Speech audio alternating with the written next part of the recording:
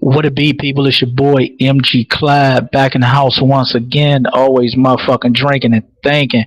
And hey man, shit, that motherfucking American Horror Story Hotel season one. I mean, not season one. I'm sorry, episode one has kicked the fuck off in a major way. For those of my H.S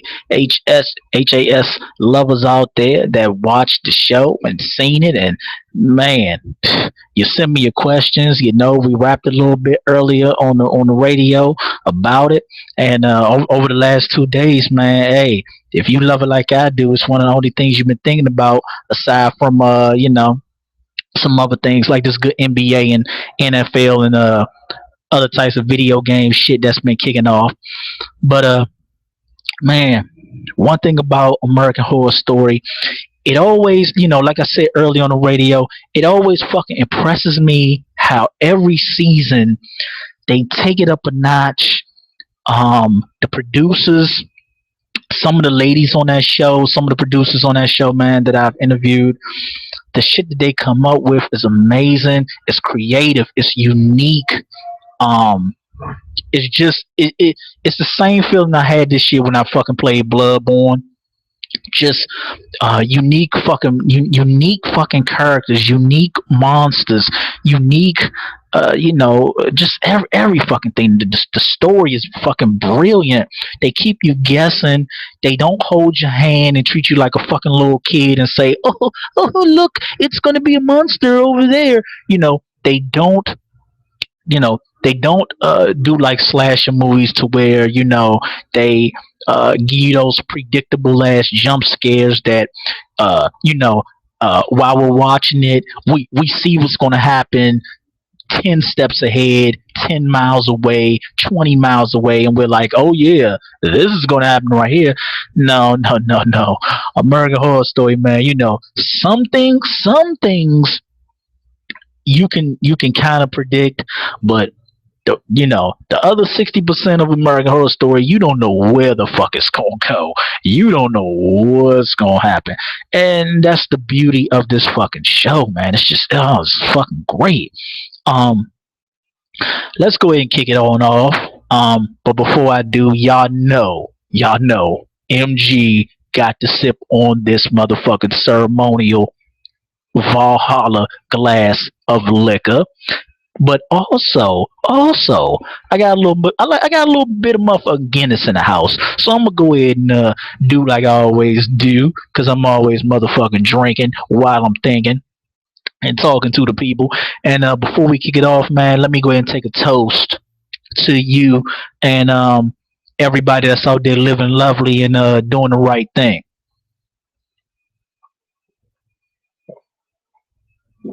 Mm-hmm. Mm-hmm. Yeah, yeah, a little Guinness in my mouth. Uh huh. There we go. I'm ready to get into it.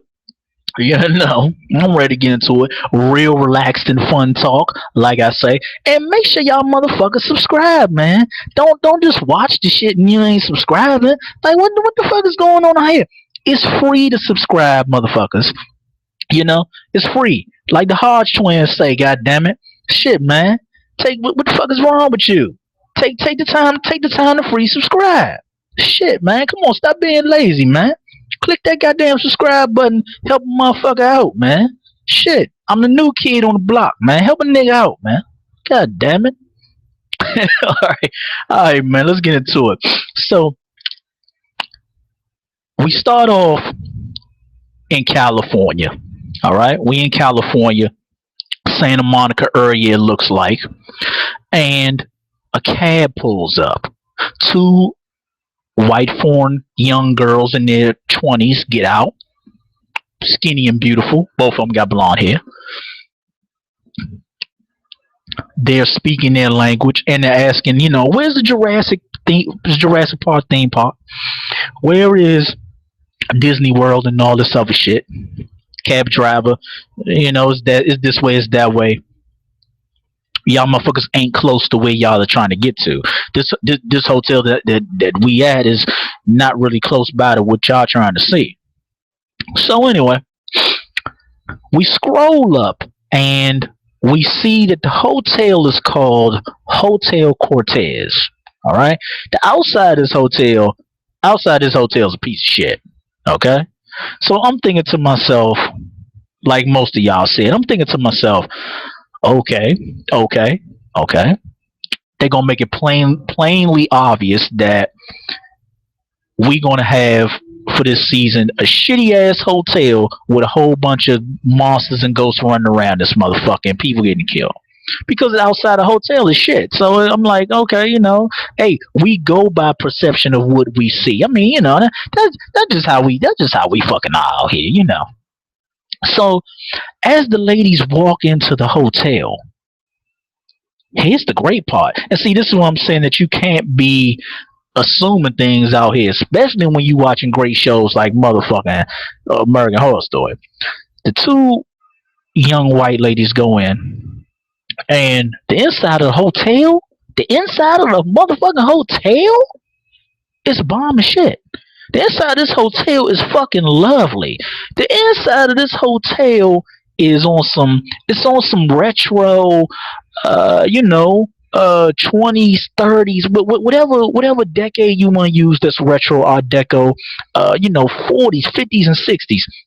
It's between the 20s and the 60s era, man, and it's just the inside of the hotel is bad as shit. It's cleaner than a motherfucker. The chandeliers are those nice retro Jones from the 30s. The carpeting, everything retro. Even the hotel doors are just banging. They got the old bold numbers. Um, Real beautiful, man. So the girls walk up to it, and a little short lady comes out, Kathy Bates. For those who don't know her real name, Kathy Bates comes out, and she's playing. She's playing the front desk lady or the caretaker of the hotel. Her name's Iris. Kathy Bates is playing a lady named Iris, and she got these big these big what do you want glasses on, the same glasses that what's name the little lady had on from Poltergeist. So Kathy Bates comes out after they ring the bell, right? And they've come to get their room. So then these broads stop all of a sudden after making reservations to the hotel. These broads stop and go, well, we changed our minds. Everything is too far away, and we can't really stay at this hotel. So Kathy Bates says, no, there are no refunds. She's like, no, you ain't getting your money back, bitches. Ain't no motherfucking refund. You can go to another hotel, but I'm keeping the money. So the girls both look at each other because they don't want to. Nobody wants to spend their money and not get their money's worth. We all guilty of that. So they like, well, fuck it. The taller girl's like, fuck it. She's like, fuck it, Aggie. We already spent money here. We might as well stay at the fucking hotel for just one night. All right. Now, uh, they get on the elevator. All three of them get on the elevator. They go up. They're walking down the hall. The girls are seeing crazy shit. Not too crazy, not too crazy, but the girls are seeing shit like, it's dominatrix men opening up the hotel doors, looking at them. It's a fucking it's oh uh Liz Taylor, the second in command, Iris's right hand. A dude that likes to dress up as cross dressing dude. He likes to. He has a bald head. It's the great Dennis O'Hare is playing him, and he's a cross dressing dude. He's got a bald head, but then he's got on all this female clothing, earrings, nails, just everything, makeup, everything, right? So once the girls get into the room, right? Kathy Bates is like, yeah, okay, here's your room. whatever, whatever. Uh, you need anything? Make a call on the regular phone because your cell phones ain't gonna work in this fucking hotel.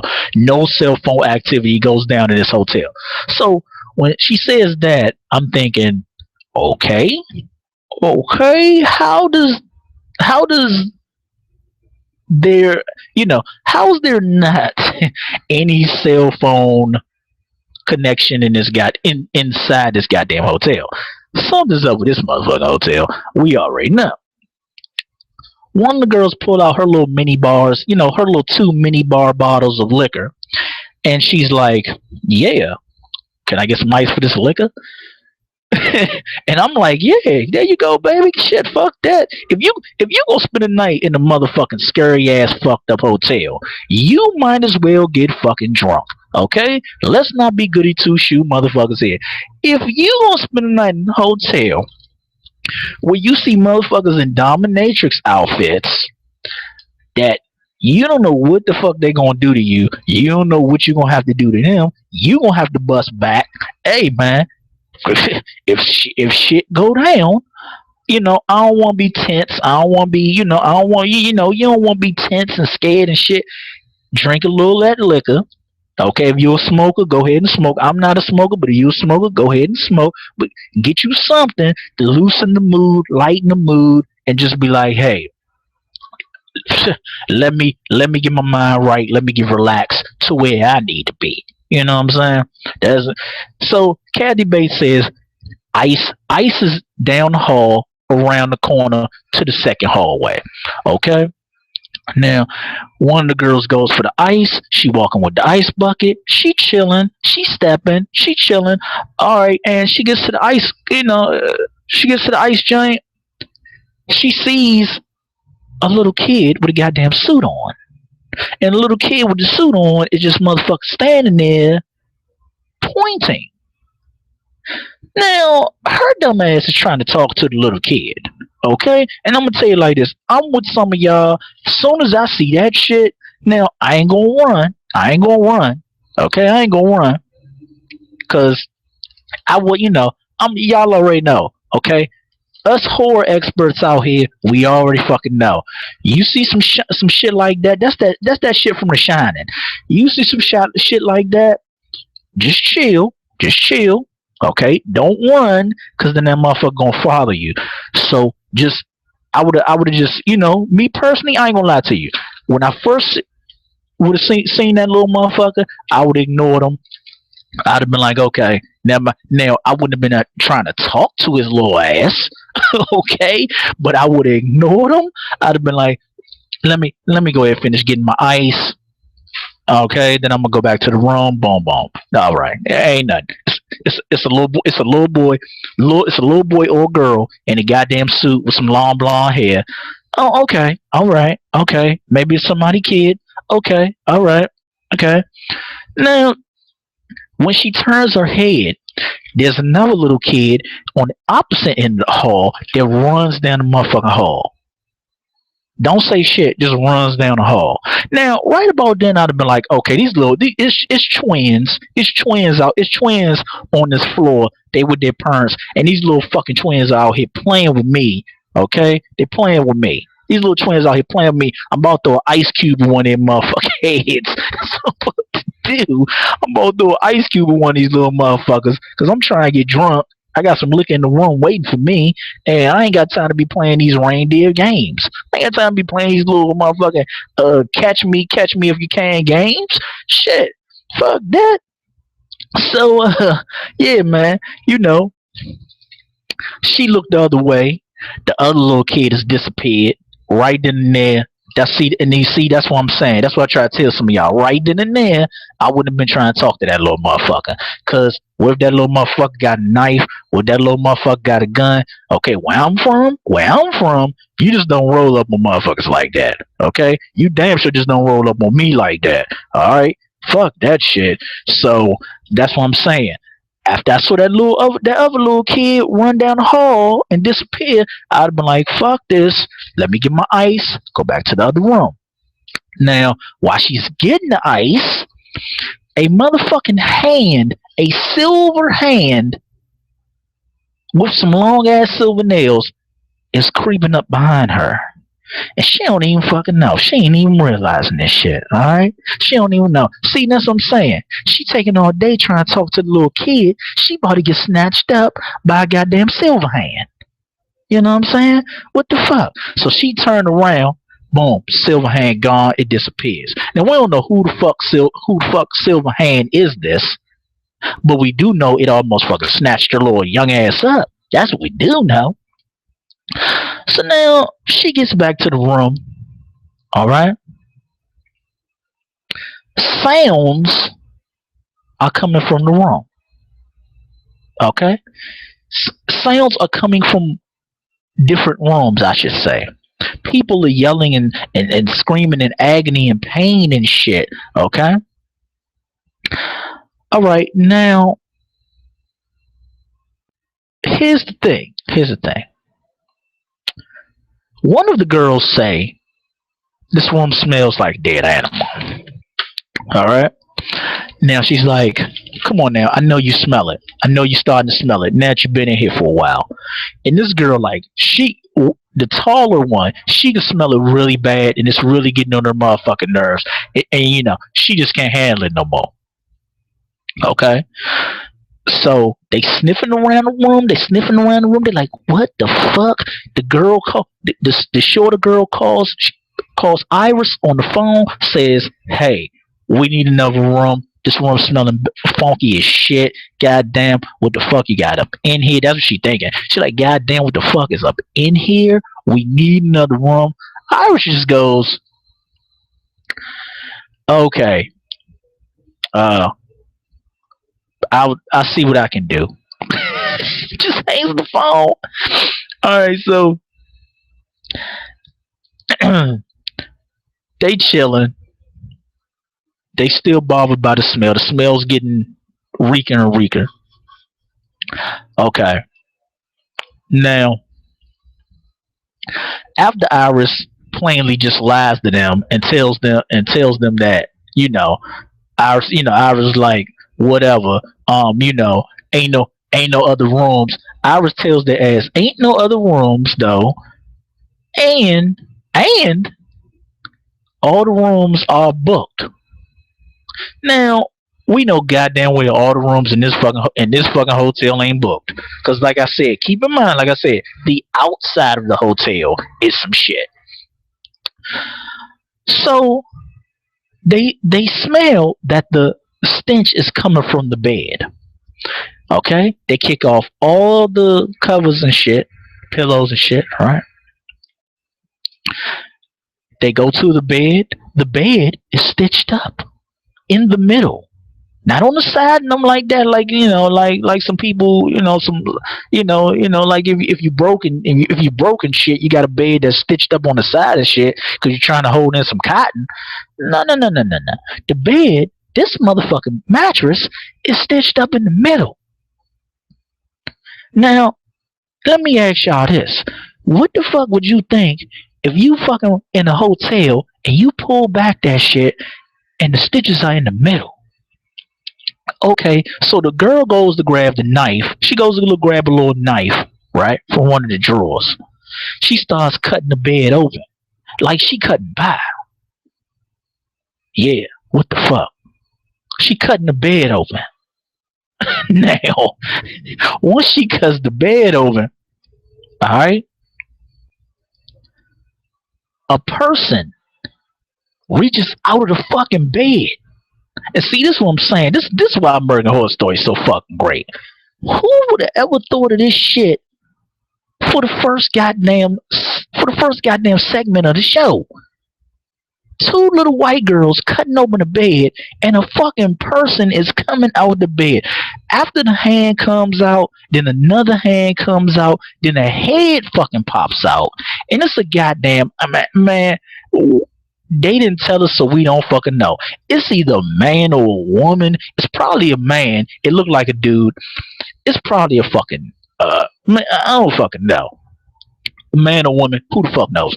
But a person is coming out the bed, yelling and screaming, with shit all over their body. It looked like slime mixed with blood and just all types of shit. The person was inside the fucking bed with all this slime and blood on their ass. Not only that, the person is blind. The person can't see. The person's teeth is fucking rotted out. They look like they about to fall out at any goddamn minute. They so goddamn yellow and brown and black. And the person is just screaming their fucking asses off. It was the shit. It was the shit. God damn, that was a good scene. Now, it wasn't my favorite scene. We'll get to my favorite scene eventually. But it was good shit. It was good shit. That was a good fucking goddamn first segment. Okay. So after that, the girls yell. Cause of course, you gonna fucking yell. You see a goddamn person coming out of mattress. Alright. Iris gets up there, right? Iris puts both the girls in another room. Okay. Not only did she put them in another room, they show us the number of this room. They didn't show us the number of the last one, but they showed us the number of this room. This room is room 64. And Iris says, "We never rent this room out. There's a reason why we don't rent this room out, right?" Girls go in. This room is bigger than the other rooms. Alright? Now, girls go in. Iris shuts the door, boom. Before she shuts the door, she's like, I'll get your bags. I'll send you, I'll get your bags and all of that. Alright? Why these girls didn't get their fucking bags, who the fuck knows? Knowing that they got alcohol and drugs in the goddamn bag. 1 hour later, these girls are still in the room. Iris hasn't came and brought them. She hasn't came to bring them their bags, call the cops, nothing. These girls are still in the fucking room. Hot as shit. Ain't no AC in that motherfucker. Okay. The girls fall asleep. It's 2:25 in the morning now. Okay, it's 2:25. One of the girls asleep. The radio comes on. Now, if it's not 2:25 a.m., then apologies. It might have been 2:25 a.m. I mean, it might have been 2:25 p.m. But that's the thing. When you see the scene, then you're gonna be like, yeah, MG, it does look like it's fucking 2:25 in the morning, because it looks like it's not. It looks like it's at It looks like it's that bitch slept for a while. Like when she passed out on the bed, that girl was asleep for a fucking while, y'all. So that's what I'm saying. And they don't tell you what time that these two girls get to the hotel. All you know is when they got to the hotel, it was in the daytime. Now, maybe they got there in the morning, or they got there like 12 o'clock, and okay, little time. It's 2:25 p.m. but I think it was 2:25 a.m. on the real, really real, because a whole, too many hours have went by since them young broads have been in the goddamn hotel room. So I'm like, nah, it's gotta be 2:25 a.m. Plus, on top of that, I don't see any more sunlight coming through I don't see no more sunlight coming through the windows, coming through the curtains. But either one. Now, when the girl wakes up, she hears a little noise, some chewing. Now she's calling off her friend. Her friend isn't answering. She gets up, walks to the bathroom, opens the bathroom door, and bang, there it is. There it is in all American Horror Story splendor. Her friend is lying on the floor, getting sucked the fuck up by two of the fucking little twins that were in the hallway when she was getting the ice. So now we know that there are vampires in this fucking hotel. Not only do we know that there are vampires in this hotel, we know that there are young fucking kid vampires in this motherfucker. God damn, son. Whew, I love this fucking show, man. God damn. The friend is laying on the floor, just sprawl the fuck out. Alright? She laying on the bathroom floor, just fucking sprawl the fuck out, leaking blood, leaking blood. And these two little kids are fucking going to town on her ass. They sucking her dry. They got blood all over their mouth. They don't give a fuck. They like, it's dinner time. It's dinner time, and this little bitch tastes good. Now, the friend, she starts screaming, of course. The little kids look up at her like, we about to bite on your ass too. Okay, now, after that, they give us, the patented American Horror Story intro song and theme. Tells you all the people that are gonna be on the show. All right, and we do see that some more people are gonna come in future episodes because they do show Angela Bassett's name. Naomi Campbell, some other people supposed to pop on up. Which that's how American Horror Story always does it. Which I love that they do it like that because these people are coming, but you don't know when. And you don't know what character they're gonna be, and you don't know if they're gonna be good. You don't know if they're gonna be bad. You don't know what the fuck they're gonna be. You just know they're coming. I love that Horror Story does that. Now we cut to some cops walking into a room, right, with two people. Okay, two people are on this big ass white bed. The lady. Well, both of them are naked, but the lady is on top of the dude. Looks like she was riding him. And the lady's dead. Her little ass is dead. Little skinny white lady. She's fucking dead. She got a goddamn spear. She got a goddamn Jason the Argonaut spear going through her goddamn back, through her titties and through her back. And on top of that, she got her fucking hands nailed to the headboard. The guy has his hands nailed to the headboard, but also his tongue is cut out and it's in the fucking ashtray. Along with that, their eyes are cut out and put into the ashtray. There are pictures and candles all around the bed, and in the pictures, the eyes are cut out. Goddamn. Now, the man is still alive. All right. He's crying out. He's trying to talk. He can't talk because, hey, he ain't got no fucking tongue. So he's trying to talk. One of the cops say, "Oh yeah, well, this couple right here, they were both cheating on their spouses. These two aren't married. They're married to other people. It seems like, by what I gather, they were meeting up on a regular basis so they could cheat on their husband and wife. All right.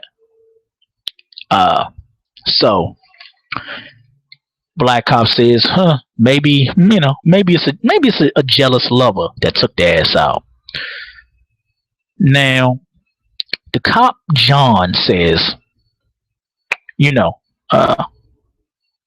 he's analyzing, and he's the one that picks up on the fact that both of them are married and they're cheating. He also finds, it looks like it's some glue or something, like they're glued together.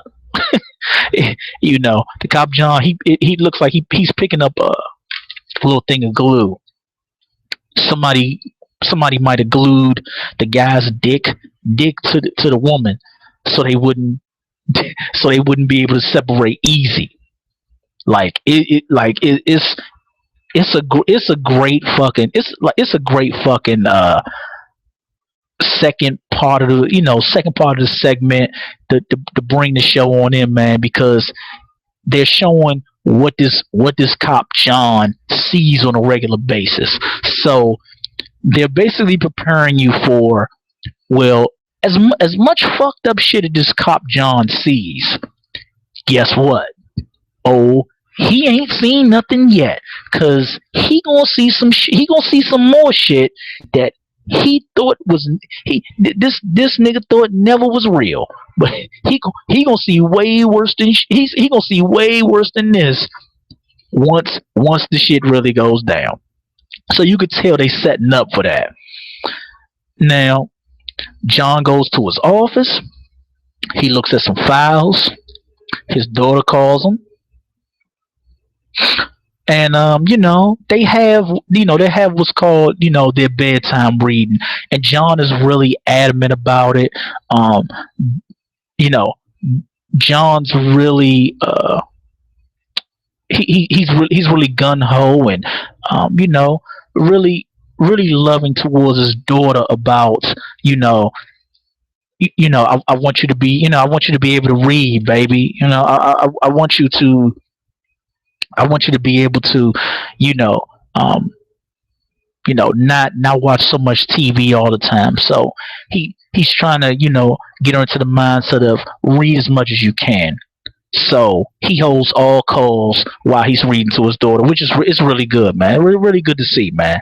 Really good to see that on that TV show. Not, as much as this cop father, as much shit that he has to do on a regular daily basis, as many criminals as he's chasing around, he's chasing around California on a fucking daily basis. It's good to see he tries to make as much time for his daughter that he can.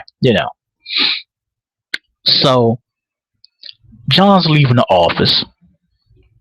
All of a sudden, he gets a call. Right? It's the killer. It's the killer that glued and nailed the goddamn couple together. you know. Now it's a man's voice, and he says, "I'm at the Cortez Hotel, room 64. Oh, and I'm going to do it again." Now we cut to a guy in white shades, little skinny white guy, um, blonde, blonde highlights all over his head. Look like he in the rock and roll shit like that. Um, he rings the bell. Iris comes out. Uh, you know, she gives him the key. She gives him the keys to room 64. Okay. After that, guy goes. Guy has to take the stairs because Iris lies to him and fucks with him and tells him, "Oh yeah, elevator don't work." So, and then after she tells him that, she smiles a little bit like, "Fuck you. You gonna walk up there." So his dumbass walks up there without even testing to see if the elevator worked. He just said, "Fuck it. I'm just running up here." He gets up there. He sees the same type of shit in the hallways. He sees the dominatrix people, that are opening up, dominatrix guys that are opening up some of the doors. He also sees Liz Taylor. Liz Taylor is fixing a light or something like that, and Liz Taylor waves to him, and he keeps on walking. So he gets in the room, uh, starts doing his drugs. He, pulls out, pulls out his little handy heroin kit. This mother, he ready to go. This nigga ready to go. He about to pop off. He about to pop off, get his high on, and just chill in room 64. So all of a sudden, camera flips around to this lady in a goddamn cheap cheetah print coat. Bad, she got bad makeup on her face. Her hair is fucked. It's pressed out, but it's fucked. And she appears. She's just like, I got this. She's like, I got this one, Iris. I haven't seen that room in a long time. All right. Iris has got a face like, oh, whatever. Iris make a little face like, whatever, bitch. So, right then and there, we know. Right then and there, we know that this guy's gonna fucking die. This little heroin addict, he's gonna fucking die. Cause whatever whatever this woman's talking about when she says, I got this one, we do know, okay, if you got common sense, we do know it ain't fucking good. She about to do some fucked up shit to this dude. Talking about, I got this one? Yeah, that ain't good. Okay? Now, as he starts to do heroin, here's the funny shit. As he starts to do another batch of heroin, right, and he gets even more high. A fucking maid appears. A fucking maid appears. It's the same maid. It's the same maid that was getting blood stains out in the hallway. That was talking to one of the young foreign girls. It's the same maid. And when the maid appears, the maid is ironing some shit out of nowhere. Like, how the fuck did this maid get in this room? That's what the fuck I'm thinking. I'm like, oh shit. I'm like, oh shit, man. I'm like, here we go, back to season 1. Oh shit. A goddamn ghost maid. Got a goddamn ghost maid. And man, this maid is off the fucking hook. This maid is fucking she laughing and she talking a whole bunch of shit and ironing at the same time. And she just like, oh yes, gotta get the stains out. Oh, there's so many dirty people in the world. Man. When I seen that part, man, I'm gonna tell y'all. I seen that part, I was laughing my ass off. For those of y'all that know me, I was laughing my ass off. Now, all of a sudden, something is coming out the fucking shadows. Okay? It looks like one of the vampires from fucking Priest. It ain't got no face, no nothing. It's got a body and a head with some long ass black nails, and that's all the fuck it got. And it's coming out the corner of the shadows. And even though this guy's a heroin addict, I don't blame him, yo. He's fucking scared out his goddamn mind when he sees this fucking thing coming out the fucking darkness of the corner. And the fucked up thing is, this thing not only got these long ass black fingernails, but this thing got a motherfucking strap on, alright? And the strap on's not a dildo, as most strap ons have. It's got that dildo part. This thing got a strap on with a goddamn a long ass drill spike. Okay, it's long, but it's a fucking drill spike, and it's a strap on. So you're wondering to yourself, what the fuck is about to go down? All of a sudden, this thing hops on the dude, flips his ass over like, here, little bitch, like he flips him over like they in jail, and it's hey, you about to give it up. He flips him over.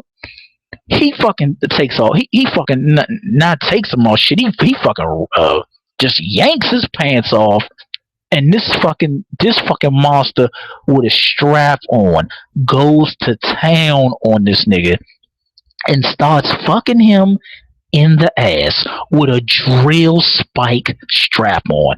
Imagine how bad that shit would hurt. This guy's screaming and yelling for his life, which you should be if you getting fucked by a drill spike strap on. He's yelling and screaming for his life.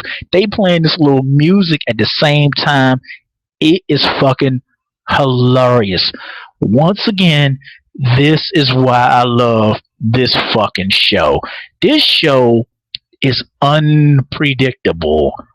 This is why I said, man, when you watching this show, you ain't gonna be able to predict everything that's going down on this motherfucker. And that's why I said I love shit. I love shit that catches me off guard to where I can't predict everything. Because, like I said before, some of these movies out here, you know, about 90% of these movies out here, you can predict too much shit. With American Horror Story, you don't know when shit's coming. You know what's coming. Yeah, you can say that, but you can't lie. You can't lie and bullshit and be like, oh, oh yeah, it's about to be a monster that's about to come out the corner and fuck this dude with a drill strap on.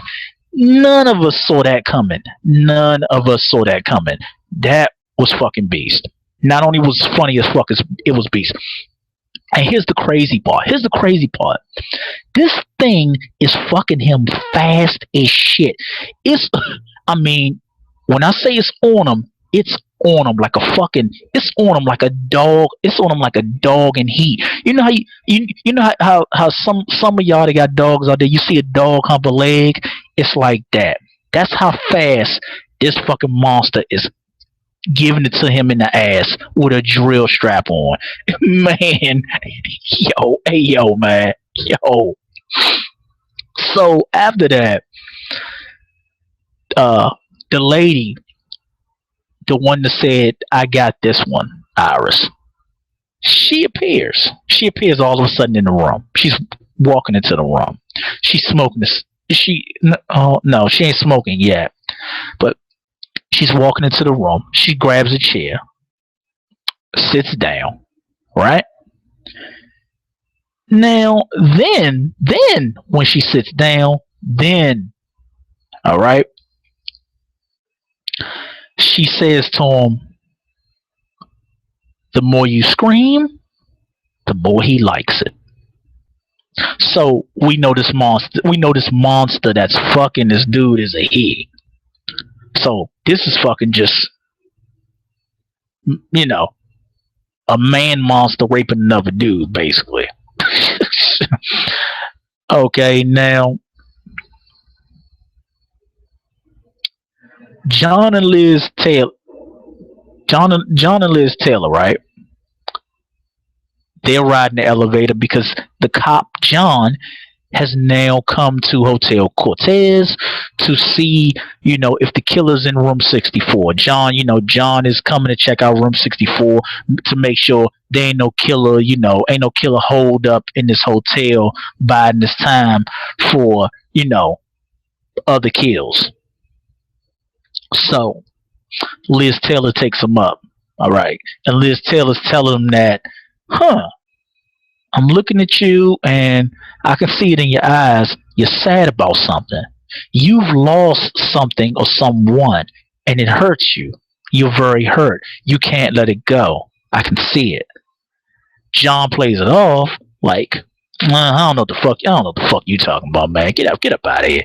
John's giving them that look like, fuck, man. John knows that Liz Taylor's right.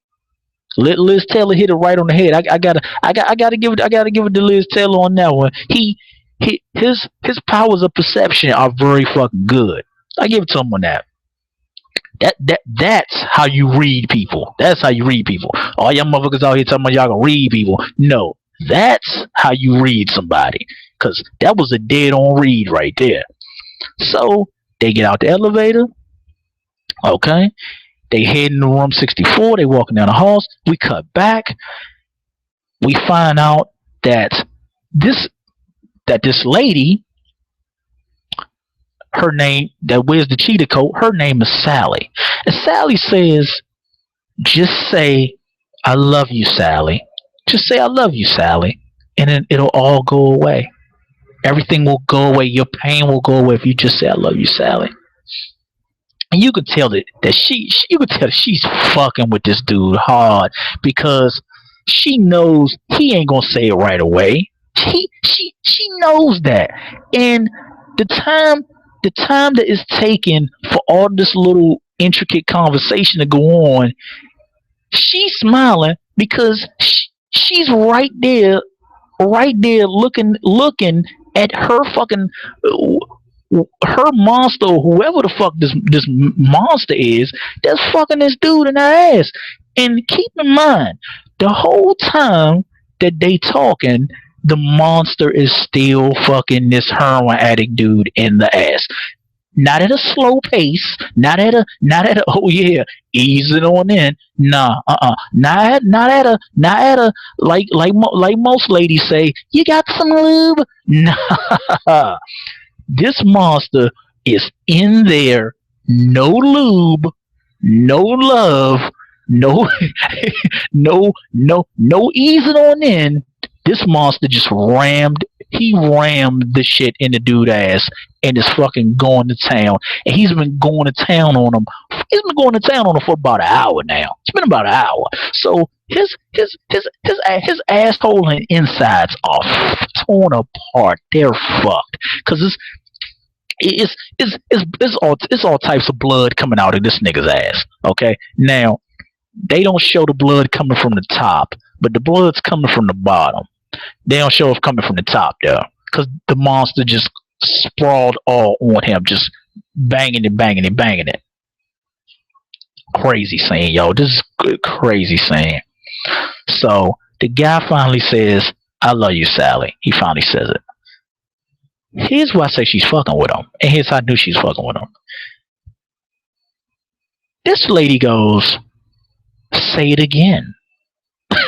she fucking goes, "Okay, well, say it again, and it'll all go away." So he's crying.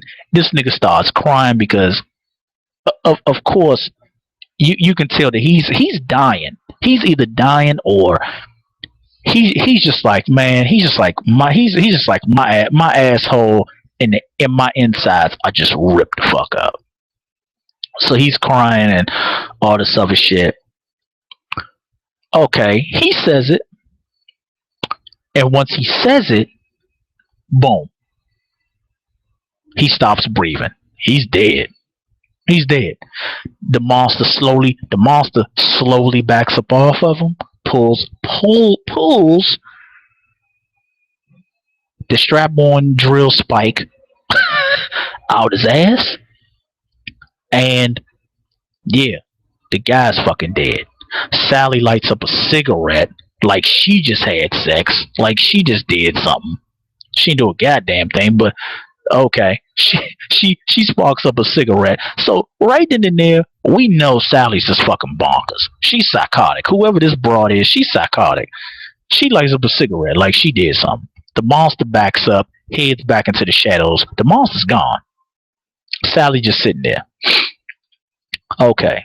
So then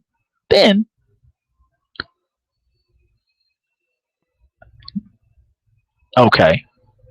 John comes into the room, pulls out his gun. John searches the room. All right. He's looking around, checks the shower, checks the closets. Ain't nobody in there. It's too late now. Shit. Too fucking late now. A nigga done already got his asshole ripped open by a drill spike strap on and died.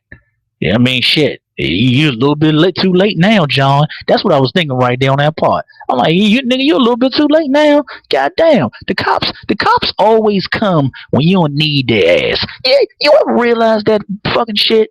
Every time you not looking for a cop, they around. They around in fucking bunches. When you do need a cop, ain't none around. You know, the man got his goddamn asshole drilled out. And ain't no damn cops around. As soon as he dead, I gotta check out room 64. It's too fucking late now. But you know, I digress. So John, with his dumb ass, all of a sudden, I don't know what's up with John. All of a sudden, John gets tired. He wants to lay on the bed in this goddamn room and go to sleep. This nigga lays on the bed and goes to sleep. Yo.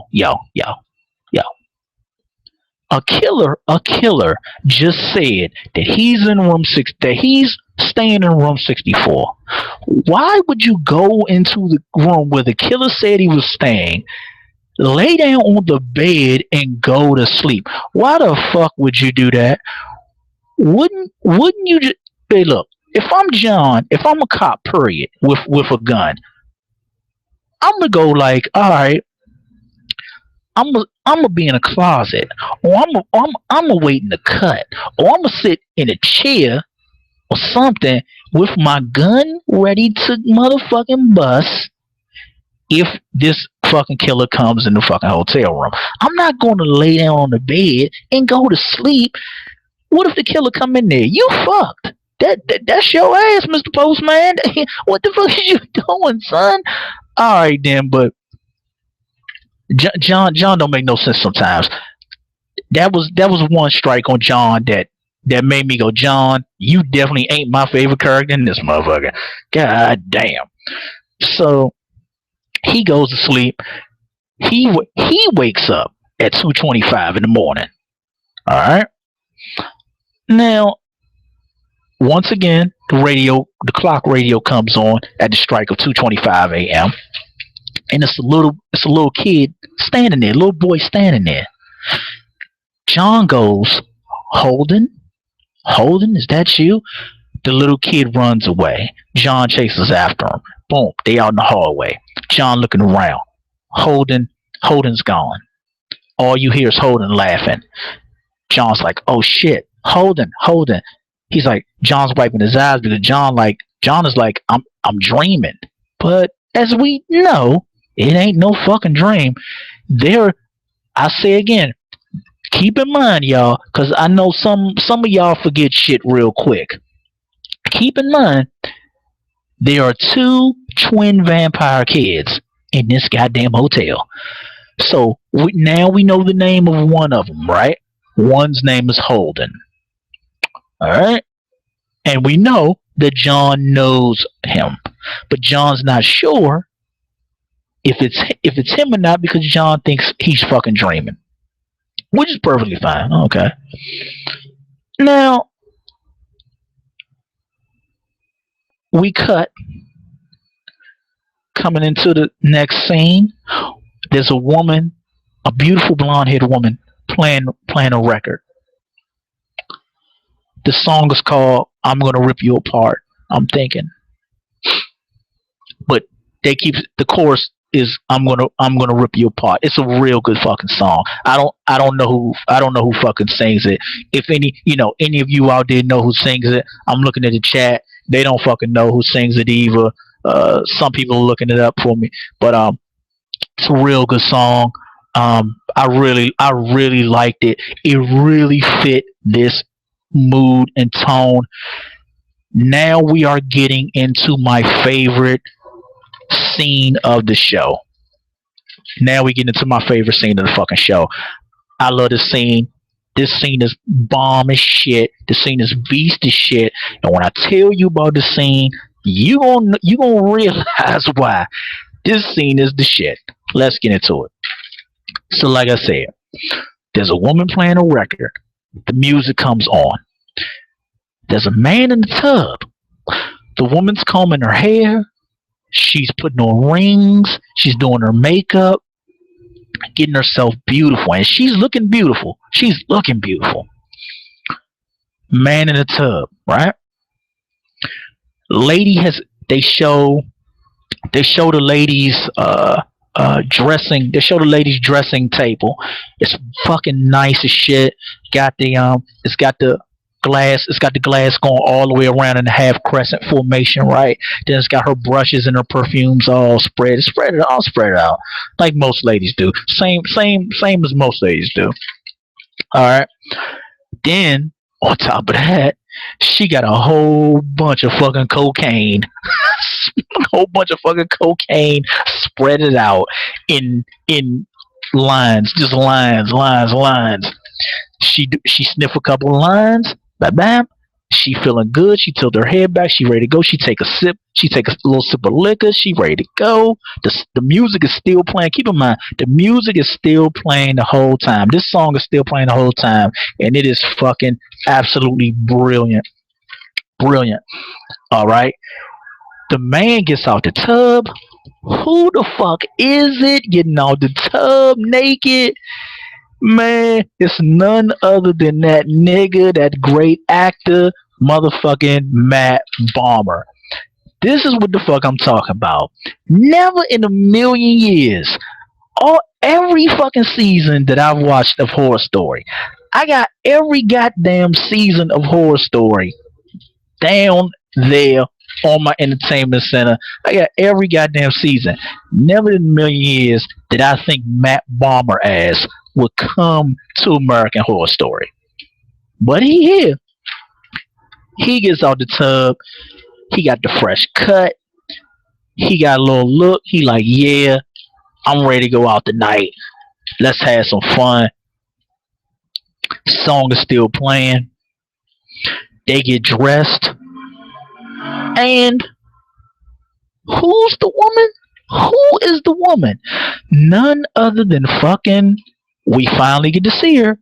The lady is Lady Gaga. Now, this is kind of fucking, man. I'm sorry to keep saying this. This is kind of fucking brilliant, because here are the reasons why. They bring Gaga in at the right fucking time. They don't push her down your throat. All right, they don't push her down your throat like Arkham Knight did with the fucking Batmobile when you're playing that goddamn game.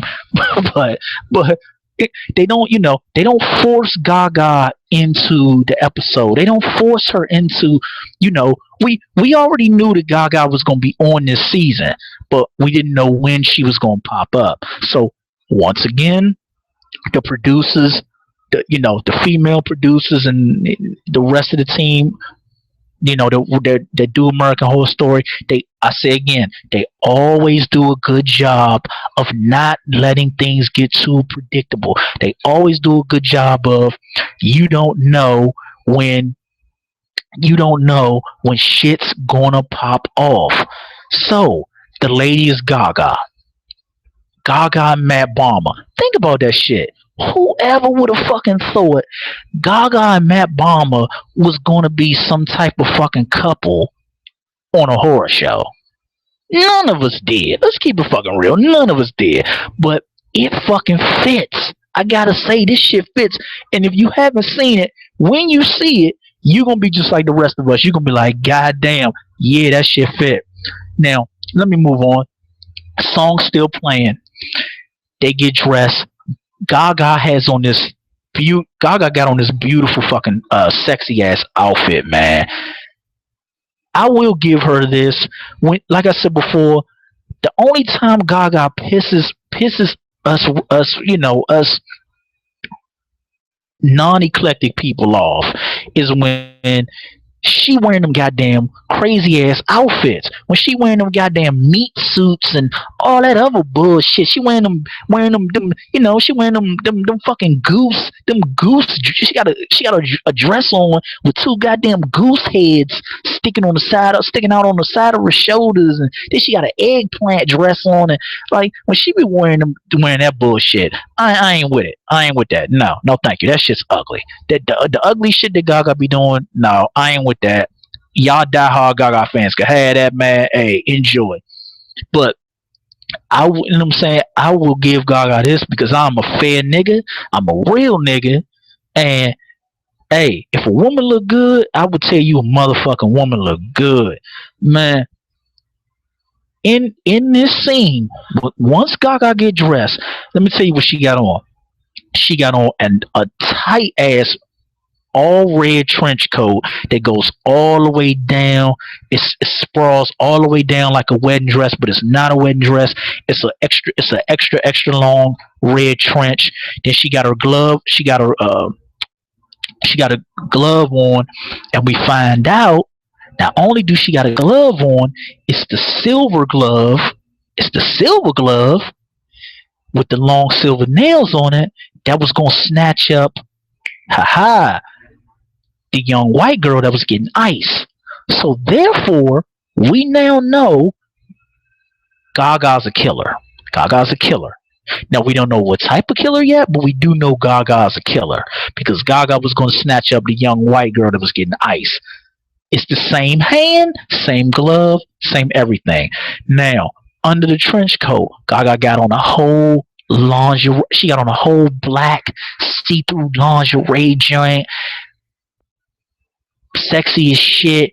She got on these she got on these heels, sexy as shit, black, black see-through stockings, nice. Then she got on a little court. She got a little one of those retro hats, like my grandmother them used to wear, with the shawl, with the face shawl that you put over.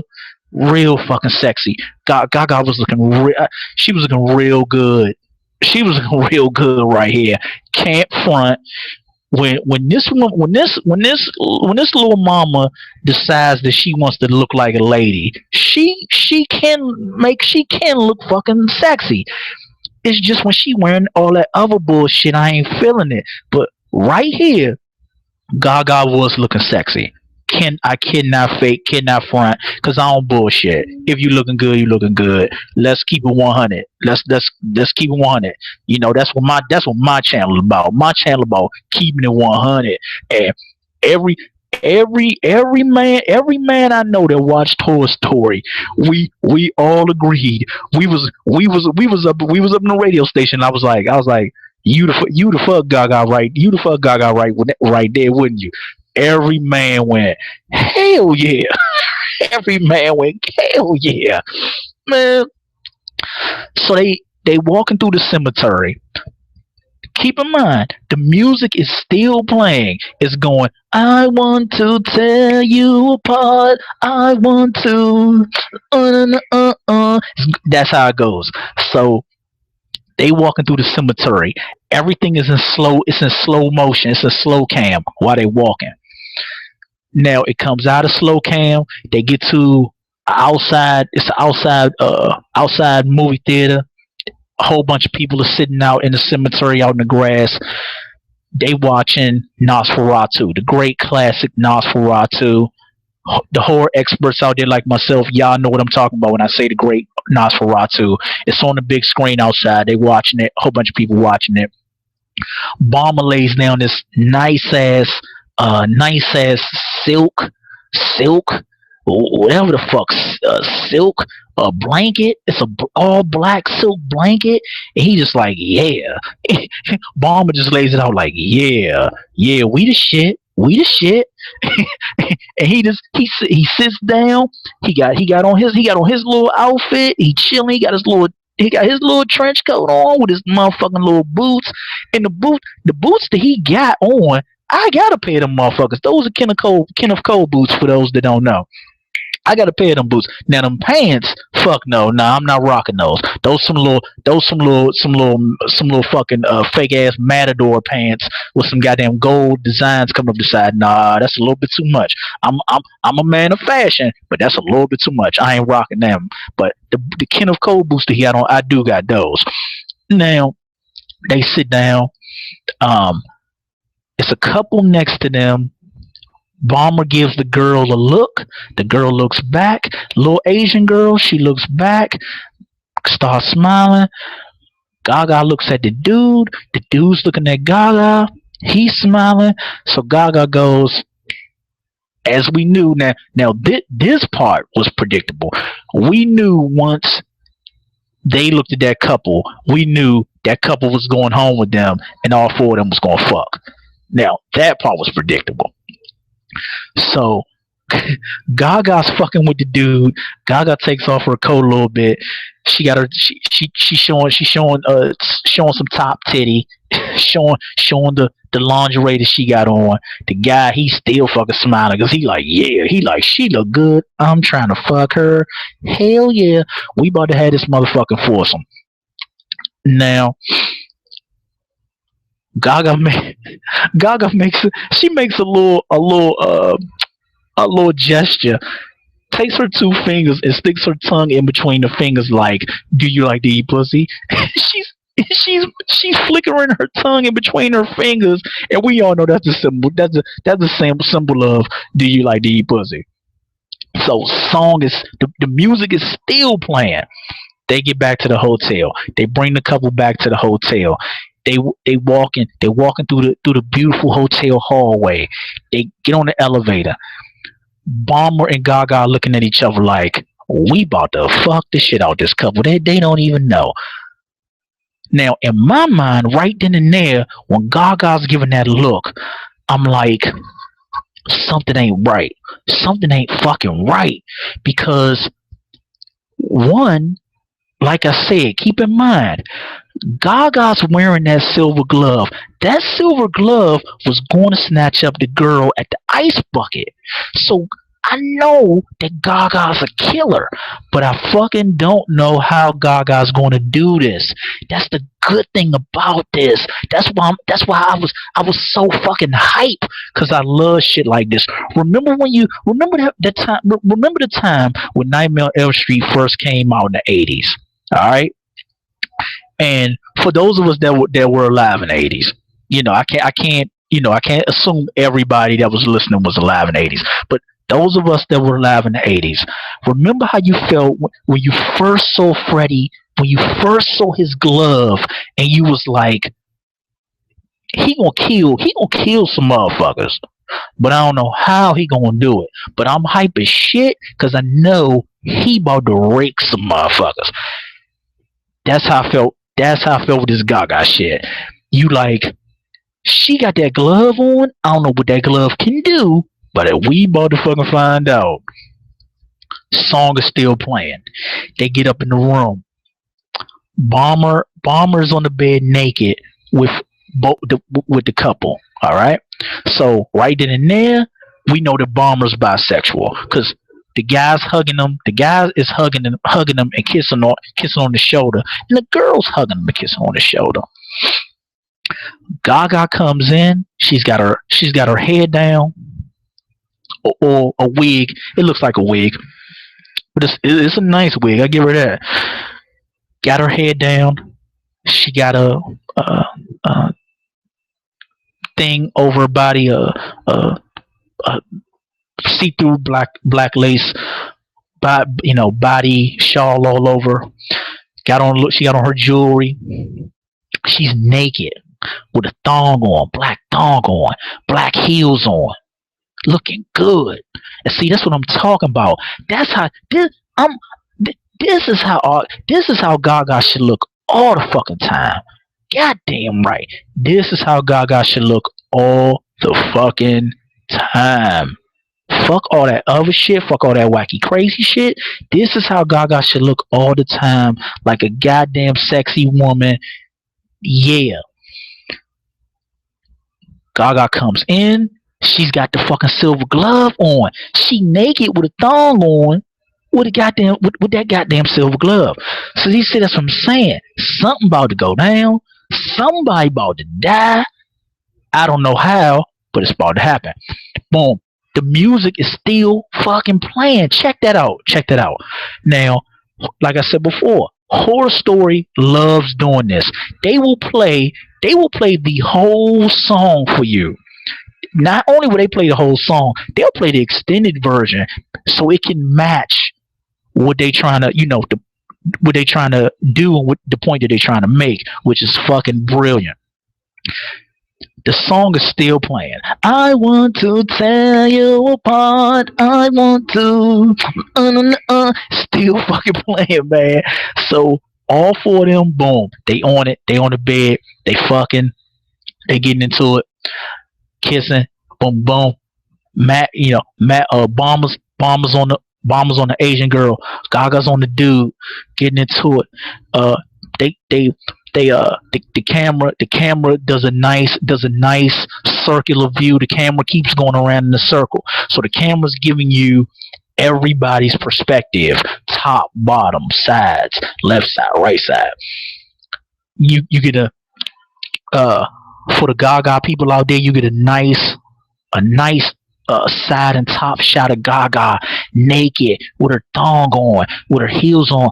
Gaga showing that ass. Gaga, Gaga gained a little weight, boy. R. Kelly was right about that with his little horny ass. R. Kelly was right about that. Gaga got that body, man. Gaga got that. She got that nice. Gaga got that nice man. That's one thing I will give Gaga. Gaga ain't bony. She has been eating a little something. Gaga got nice, nice little butt cheeks. So after that, they come up. Bomb and Gaga look at each other. Here it is. Here we go. Something just goes. You see Bomber make a motherfucking just killer demon face. Gaga makes a demon face. The nails in their gloves fucking extend, and they fucking puncture both of these fucking people right in their goddamn throat. Gaga doesn't puncture, but she makes a swift ass long ass slit across this nigga throat, and a whole bunch of blood comes out. It's blood everywhere. They fucking sucking on the blood, drinking the blood, licking the blood. Then they kissing each other, licking the blood off each other's lips. They just going to town on this fucking couple. This couple is fucking dead in fucking milliseconds. It was fucking the bomb. This was my favorite scene out the whole show, because the build up was good. The music was good, and keep in mind, while they're drinking the blood, while they killing this couple, the song is still fucking playing. I want to tear you apart. I want to. No. It's still fucking playing. The song is still going, and I'm laughing my ass off. I'm pumping my fist in the air because I'm like, God damn. I'm like, this song ain't ended yet. God damn, son. Finally, y'all. Finally, the song ends. After the couple is dead, the song ends. Now we get a great fucking shot. Overhead shot. The couple is on the ends of the bed, holding sprawled out. They dead. They bled out. The whole fucking bed is red. This is a white bed. It's red from fucking tons of blood. Bomber and Gaga are smoking a cigarette. Gaga goes, and you didn't want to go out tonight. Bomber goes, it's not the preparation of the going out. It's just the cleanup. I went, what? What? Oh my God. Man, now, here's why I'm laughing so goddamn hard, man. While I'm sipping on this good Guinness. Here's why I'm laughing so hard. I hear motherfuckers all the time talk about how they don't like nonchalant people, right? Now let me say this to you before I move on to the next thing. Let me say this. For all the people out there that say they don't like nonchalantness and they don't like nonchalant people, guess the fuck what? That whole ending to that fucking segment right there, with them two nonchalant ass killers, I don't want to hear none of your bitching and complaining. If you like that scene, but then you come to me and go, oh yeah, well I don't like people that are nonchalant, MG. Oh, but you like it when Bomber and Lady Gaga are nonchalant after they just fucking kill two people in cold blood. You like that though. And then they smoke a cigarette on their ass after they just kill two people in cold blood. You like that nonchalantness though, don't you? Matt Bomber was so goddamn nonchalant about the whole situation. Like it It don't even matter. It don't even matter to him that it's two goddamn people on their bed that he just killed. He ain't even thinking about that. He thinking about the cleanup. That's it. That's all he care about. If he so you got to keep in mind. You got to use your brain here. For him, he's such a diabolical. Both of them are such diabolical killers that they've killed so many people. They've killed so many people in couples that they at the point now where, especially Bomber's at the point now where he's letting you know that fuck that. It don't matter how many people I kill. I just don't want to mess the house up. I just I just I just don't have the time. I just don't have the time to clean all this blood up. If if it wasn't for the cleanup, I would kill a lot more people. That's basically what he's saying to us in that scene, and he does it in such a fucking beast way because he's smoking a cigarette while he's telling you this. While he's telling Gaga this, he's smoking a cigarette. So he's like, I don't give a fuck. Oh man, oh, I love this. That's my favorite part of the first episode. It's definitely my favorite part of the first episode, hands the fuck down. Oh man, and I say again, before I move on to the next scene, I say again, the music played the whole time from start to end. That motherfucking song played the whole time. And once you see that, like I said, now you see why that song fit the bill. Now you see. Those motherfuckers took baths, got made up, put on one of their put on very nice outfits, beautiful outfits, just to go fucking kill a couple.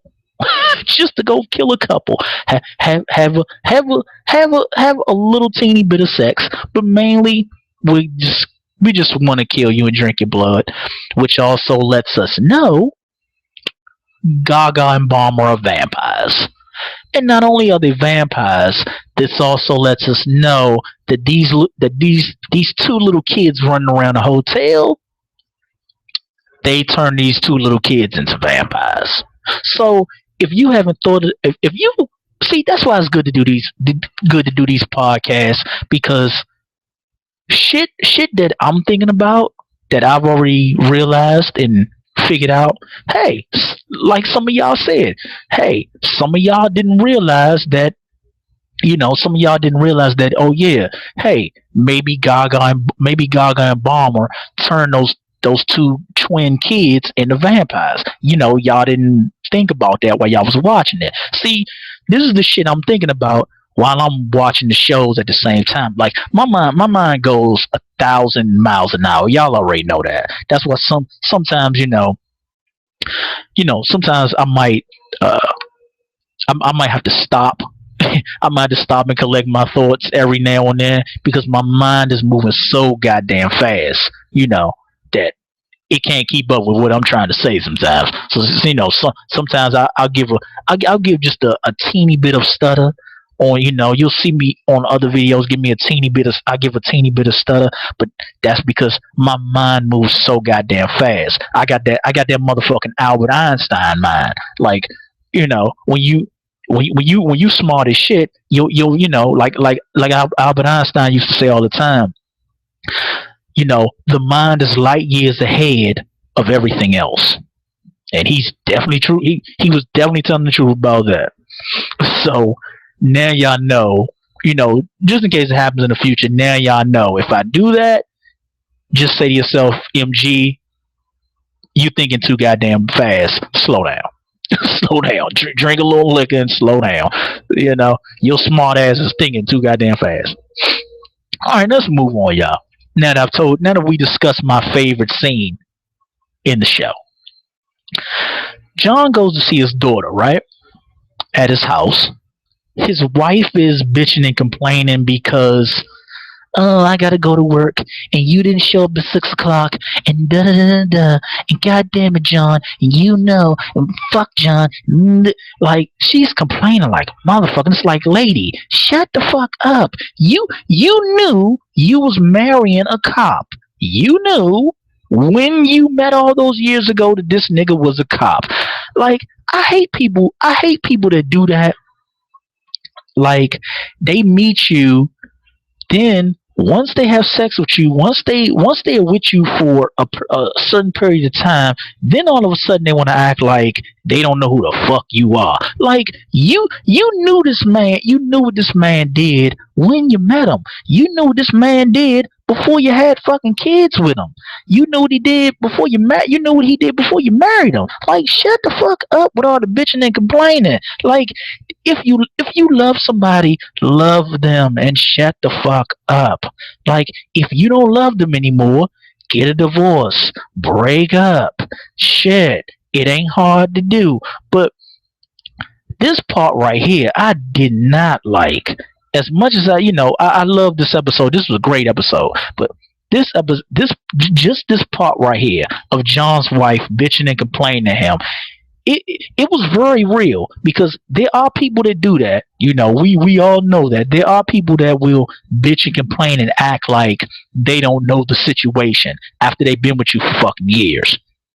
There are people that do that, but it took a little bit out of the moment for me, because I'm just coming off that great Bomber and Gaga scene, and now you taking me to this situation where John is arguing with his wife, and John isn't saying anything. Keep this in mind. John ain't saying shit. John just taking it, and his wife is just going at him and going at him. And I gotta go to work, and keep in mind, it's nighttime, and she doing all this bitching and complaining. The daughter, their daughter, has to go to bed in a little bit, but this woman's still bitching and complaining, and it's like, yo, you already know the man a cop. Take your ass to work. He gonna put y'all daughter to bed. Like, shut the hell up. Shut the hell up. Stop acting like you ain't know he was a cop. All right, now she leaves. All right, now Sean and his daughter, they chilling. So we cut. They cut to the next scene. Iris, little ass, is pushing the cart. Looks like it's got some food on it. It's a banquet cart. She's pushing the cart. She's pushing it all the way down this long ass hallway. All right. Now we find out that Iris has both the young girls from the beginning of the episode. Both the young girls are still alive, which means the little twins didn't suck them dry. They just sucked enough to feed. All right. But both of the foreign girls are still alive.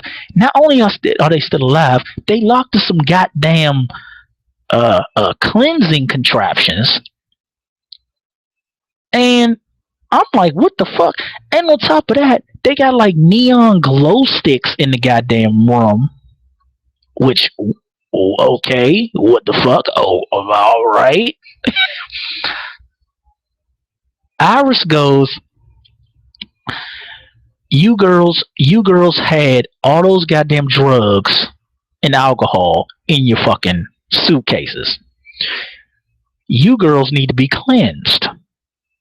I'm gonna make you some cleansing shakes. We're gonna get out all the toxins in your body, and I'm gonna give you these shakes. Now, Iris proceeds to tell you what's in these shakes: kidneys, real kidneys, liver, just a whole bunch of just everything nasty under the sun that you can imagine. Iris is throwing in this goddamn blender. She blends it up. She pulls out a funnel tube and proceeds to try to get the first girl to drink this shit. They crying their asses off because they know all the drugs and alcohol that they've took. They know they drink this shit, it ain't gonna go down smooth. It ain't gonna go down smooth. Either they gonna hurl or it's gonna come on that other end. Alright. Now, Sally walks into the room smoking. Sally starts to lecture Iris about, you know, you you're one of the causes for why this hotel is so fucked up. Uh, you know, uh, you a dinosaur. You need to get the fuck out of here. I don't know why you hanging around this hotel. You know, Iris goes, I'm stuck here because of you. Hmm. Right then and there, I'm thinking to myself, what the fuck does that mean? Huh? Shit. Stuck here because of you. Huh. So that lets us know that something's going on between Sally and Iris. We don't know what it is, but they got some heated fucking tension because they arguing like shit. And uh,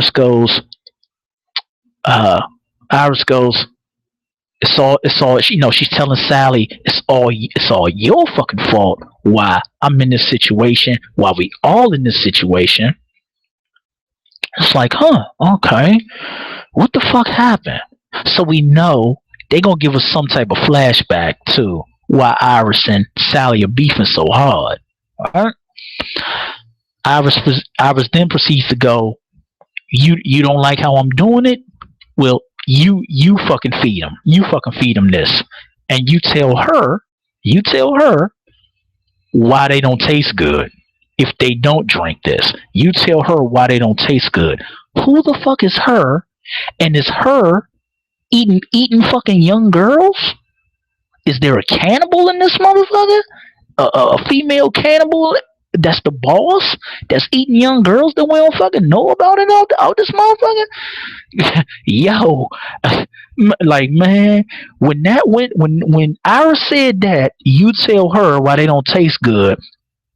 A whole bunch of shit just start racing through my mind, and I start smiling like we about to see some even more crucial shit.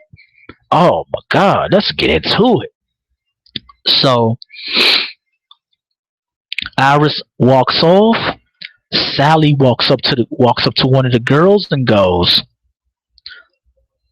"Amuse me, entertain me."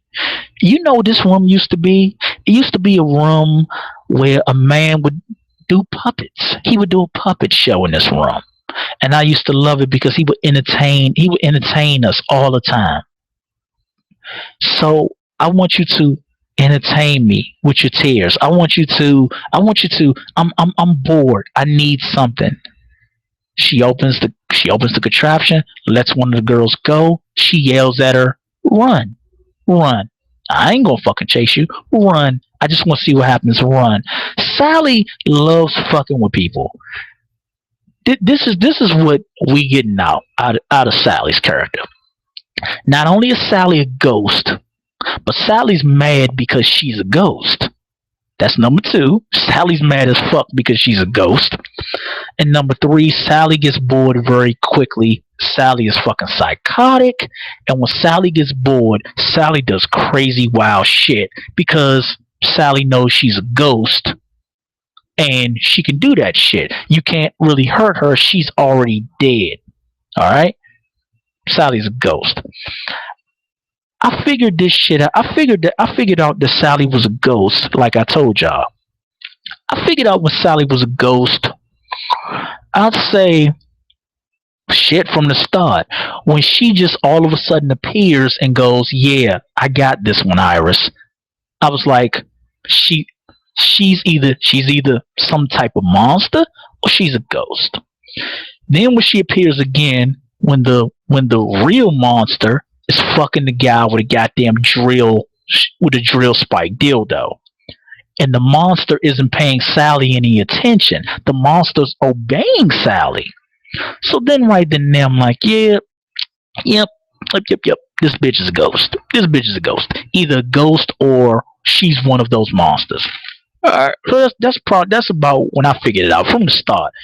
From the start. They made Sally pretty they made her pretty obvious and predictable. Just her. They made her obvious and predictable.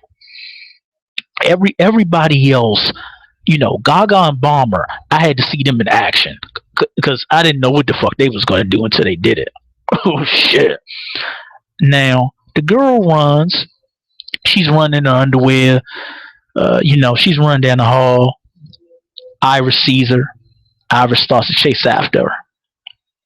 The girl gets to the she's almost there. Almost there. Almost there. The girl gets to the front door of the Hotel Cortez, and whoop, you see a slit. You see a lightning slit go across this broad's neck with the quickness. Lightning quick slit. Whole bunch of blood comes out her goddamn throat. She go down. Now she goes down. I'm keeping it simple and plain. That little mama go down. She go down for the fucking 10 count. And you just see Gaga standing there in a beautiful white ensemble. It's like a Betty Davis ensemble. With a white Betty Davis turban on. Okay? Gaga got a little blood on her cheek. She licks the blood off her cheek. The girl is laying on the goddamn carpet, bleeding the fuck out. Gaga don't care. She like, bitch, you wasn't going nowhere. Iris runs up, running up. Iris is scared out of her goddamn mind. Iris goes, I'm sorry, this will never happen again. Holy shit. So, Gaga is the boss of the hotel. Iris works for her. Gaga then goes, this should never happen again. Or this can never happen again. Something like that. One of those. Iris is not saying a word because Iris is scared out of her fucking mind because she probably don't want to get her shit split. She don't want to get her throat the fuck split. Gaga just walks off. So we see that Gaga is fucking strong as shit with her vampire powers. She can teleport quicker than the motherfucker. She can teleport. So now we've learned that. Iris has to now pick up this goddamn girl. Somebody has to clean up this blood off the fucking carpet. And yeah. That about yeah. We cut to John and his daughter eating some sushi, right? Eating some sushi. They talking about, do you see his face when you sleep?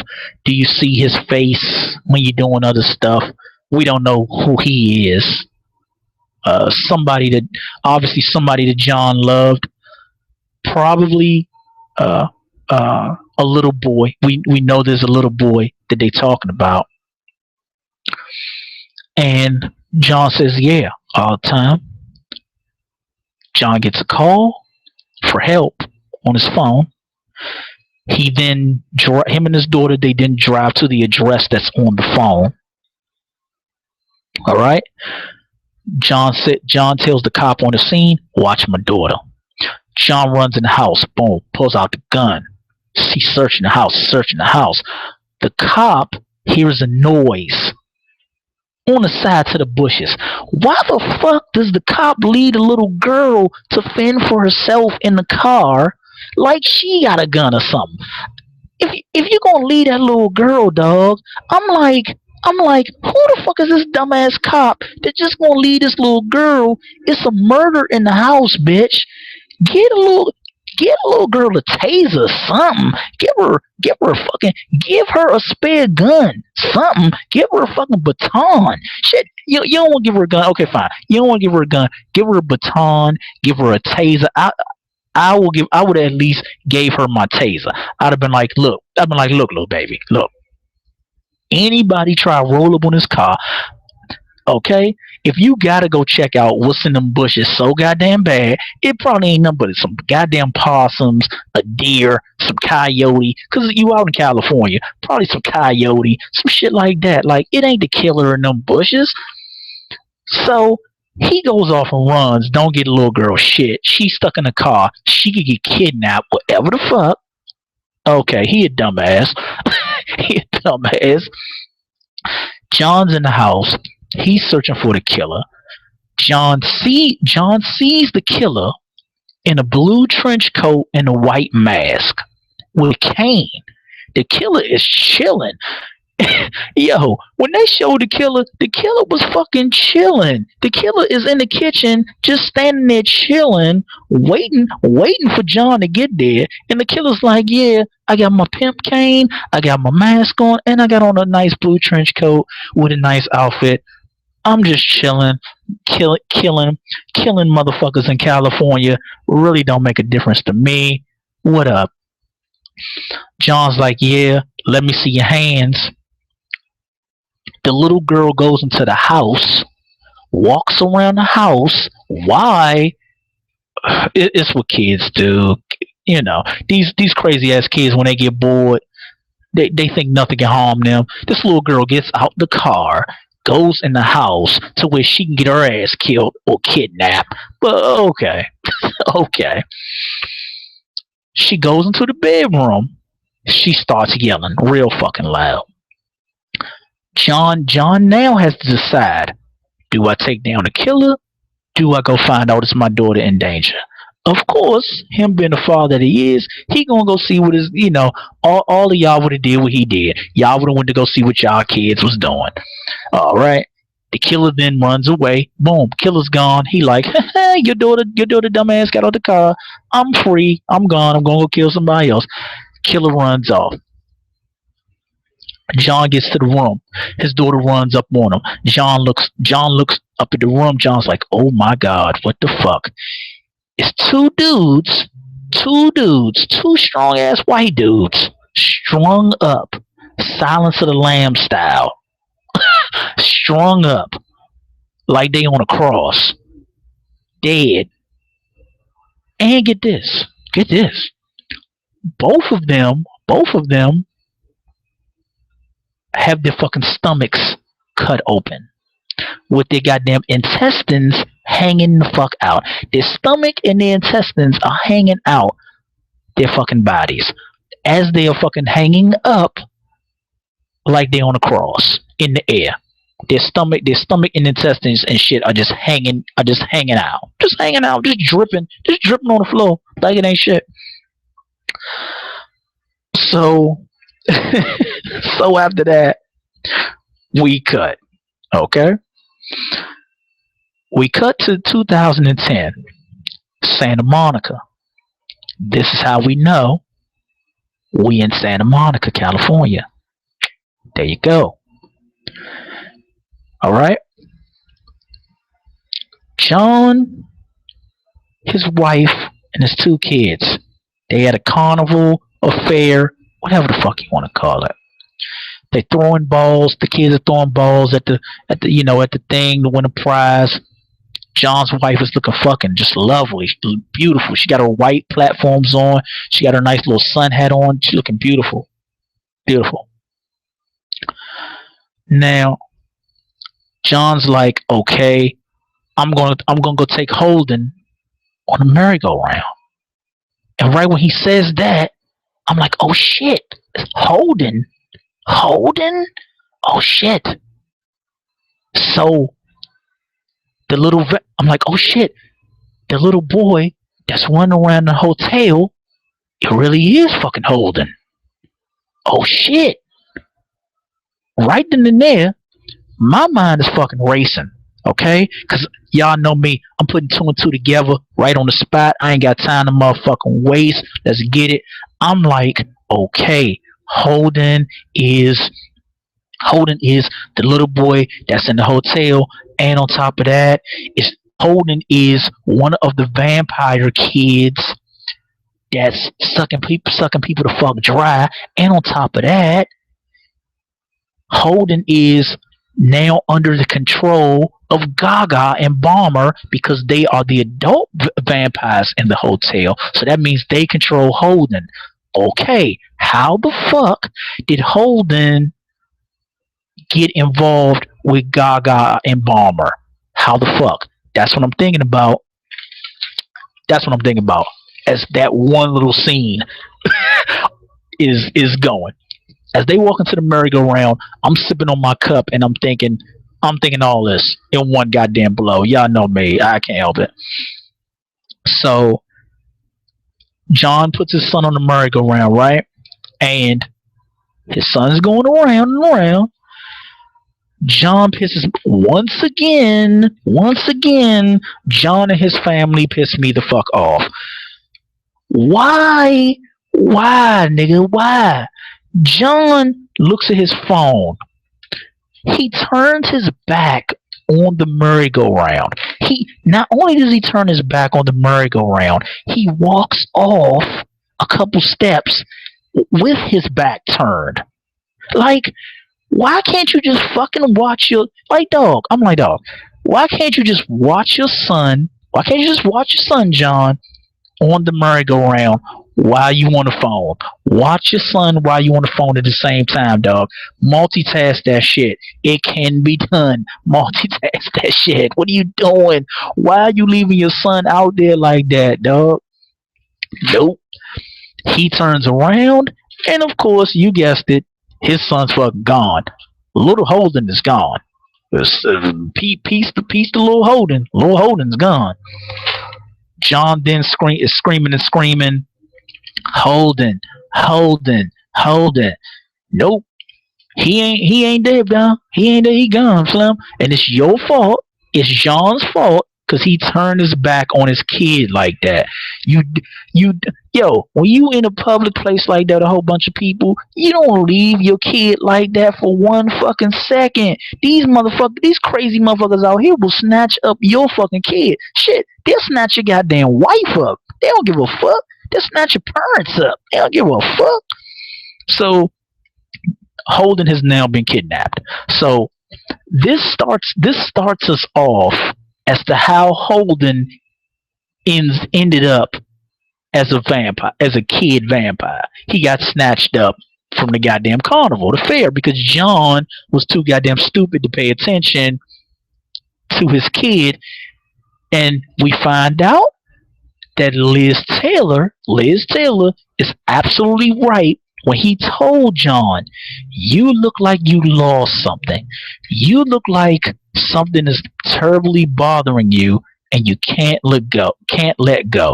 Something is deeply troubling you and is haunting you and you can't let it go. It haunts you every day. And we finally find out what it is. John is haunted by the fact that it's his fault that Holden got kidnapped. It's his fucking fault. All right. Now, this was, I say again, man, this was a great fucking first episode. Most of the time, you ain't gonna get a great first episode off of any show like that. You know, they just don't do that on every show like they used to. But Horror Story, man, they dive right into the they dive right into the motherfucking pool, man. They don't give a fuck. That's why I love Horror Story so much.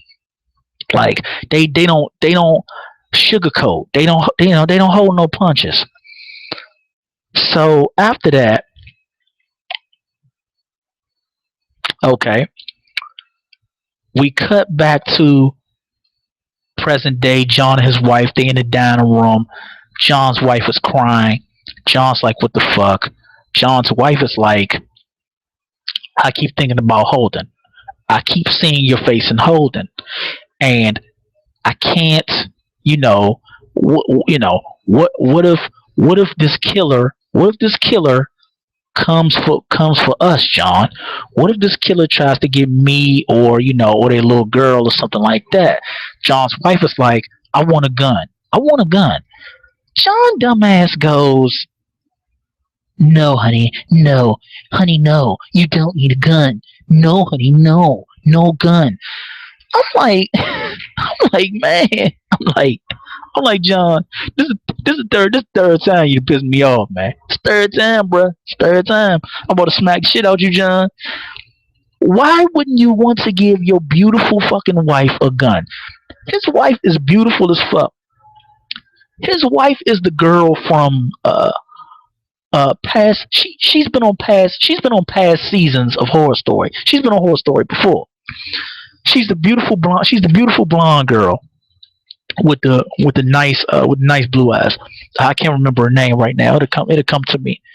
But like I'm thinking to myself, you can't lead this beautiful baby out there with no goddamn protection. And see, once again, you ain't trying to get the lady a taser, a baton, a baseball bat, something, nigga. Shit, give her a motherfucking taser and a man. I'd have gave her. Not only would I gave my beautiful ass wife a gun, I would have gave her a gun. I'd have gave her a baseball bat. I'd have gave her a taser. I'd have gave her all types of shit. I'd have gave her a fucking machete. I'd have been like, "Boo, it's all good. I'm gonna get you one of these. I'd have went to my closet. I'd have been like, "Hey, I'm gonna get you one of these, okay? I just bought a motherfucking machete. I'm gonna get you one too. We gonna have matching joints. That nigga come rolling up on you. You take his arm off. You take an arm off. Like, man, come on, man. You can't leave your wife out there with no protection, man. Come on, man. Get her some pepper spray or some shit. God damn, John. John, like I said, man. Man, he's my least favorite so far. Okay, that nigga's my least favorite so far on this show. Like he man, he for the problem with his character, but his character is his character is very real in real life situations. There are cops out here that act and think just like John. They will, you know, they will do shit. You know, they will do shit, but they're not thinking about others. They're not thinking about, giving others the protection that they need to keep themselves safe. And on top of that, as smart as a cop as John is, John has great deduction powers, but he doesn't have deduction powers when it comes to anything else outside of solving a case. When it comes to his own life, John is a straight dumbass. And we're seeing that as episode 1 plays out. And when episode 2 comes, we're going to see that even more. His deduction powers are going to be great when it comes to solving these crimes in these situations. But everything else, John is going to be a dumbass. Why? Because he's already been a dumbass on the first episode 3 times now. A dumbass. You don't want to give your beautiful wife no protection. Okay. Not even some pepper spray. Okay. All right. All right. Now, she tells John, honey, you got to go because I keep seeing your face. She's basically telling them we can't live together. We can't kiss because every time I kiss you, I see holding. We can't have sex because every time we have sex, I see holding. God damn, that's hard. That's hard. Your beautiful wife tell you that. That's hard, bruh. That's hard. Now, I ain't married. Never been married. I'm single. But a motherfucking woman tell me that, I'm like, God damn, that's hard, bro. Like, why you hitting me with that shit? Like, God damn, I can't have no more of that. I can't have no more of that. Damn. For real? I can't have no more of that. God damn, yo. God damn. Why y'all be like, God damn, Slam. God damn. I'd be like, oh well, man. Oh well. Let me go ahead and pack my shit. But before I pack my shit, let me gather up my liquor.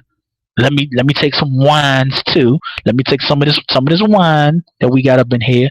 Cause shit, if you ain't gonna be giving me no pussy, then God damn, what the fuck, shit. What a nigga gonna drink? I'm gonna drink. I'm gonna play some Xbox. I'm gonna play some PlayStation, and shit. I'm gonna do some goddamn police work. You know, well, something shit. Now, John packs up his shit, goes to kiss his daughter goodbye. John got a little bit of luggage. He got his little nice little leather coat on. He goes to the car, throws it on there. All right. And we cut. We cut. Okay? We cut. Now, a SUV pulls up, and there's a woman in blue. The same woman from season 1, who's once again a real estate agent. All right. A tall man gets out. A boy gets out with some fucking crazy ass long hair. And they pulling up at Cortez. They walk in. Iris says, "Can I help you?" And the lady in the blue says, "This is the new owner. Mr. Mandrake, Mr. Mildred, some shit like that." And she says, didn't the old owner tell you? Iris says, Iris is I gotta give it to Iris. Iris does a good job too. Just like Sally. Iris does a good job of fucking with people.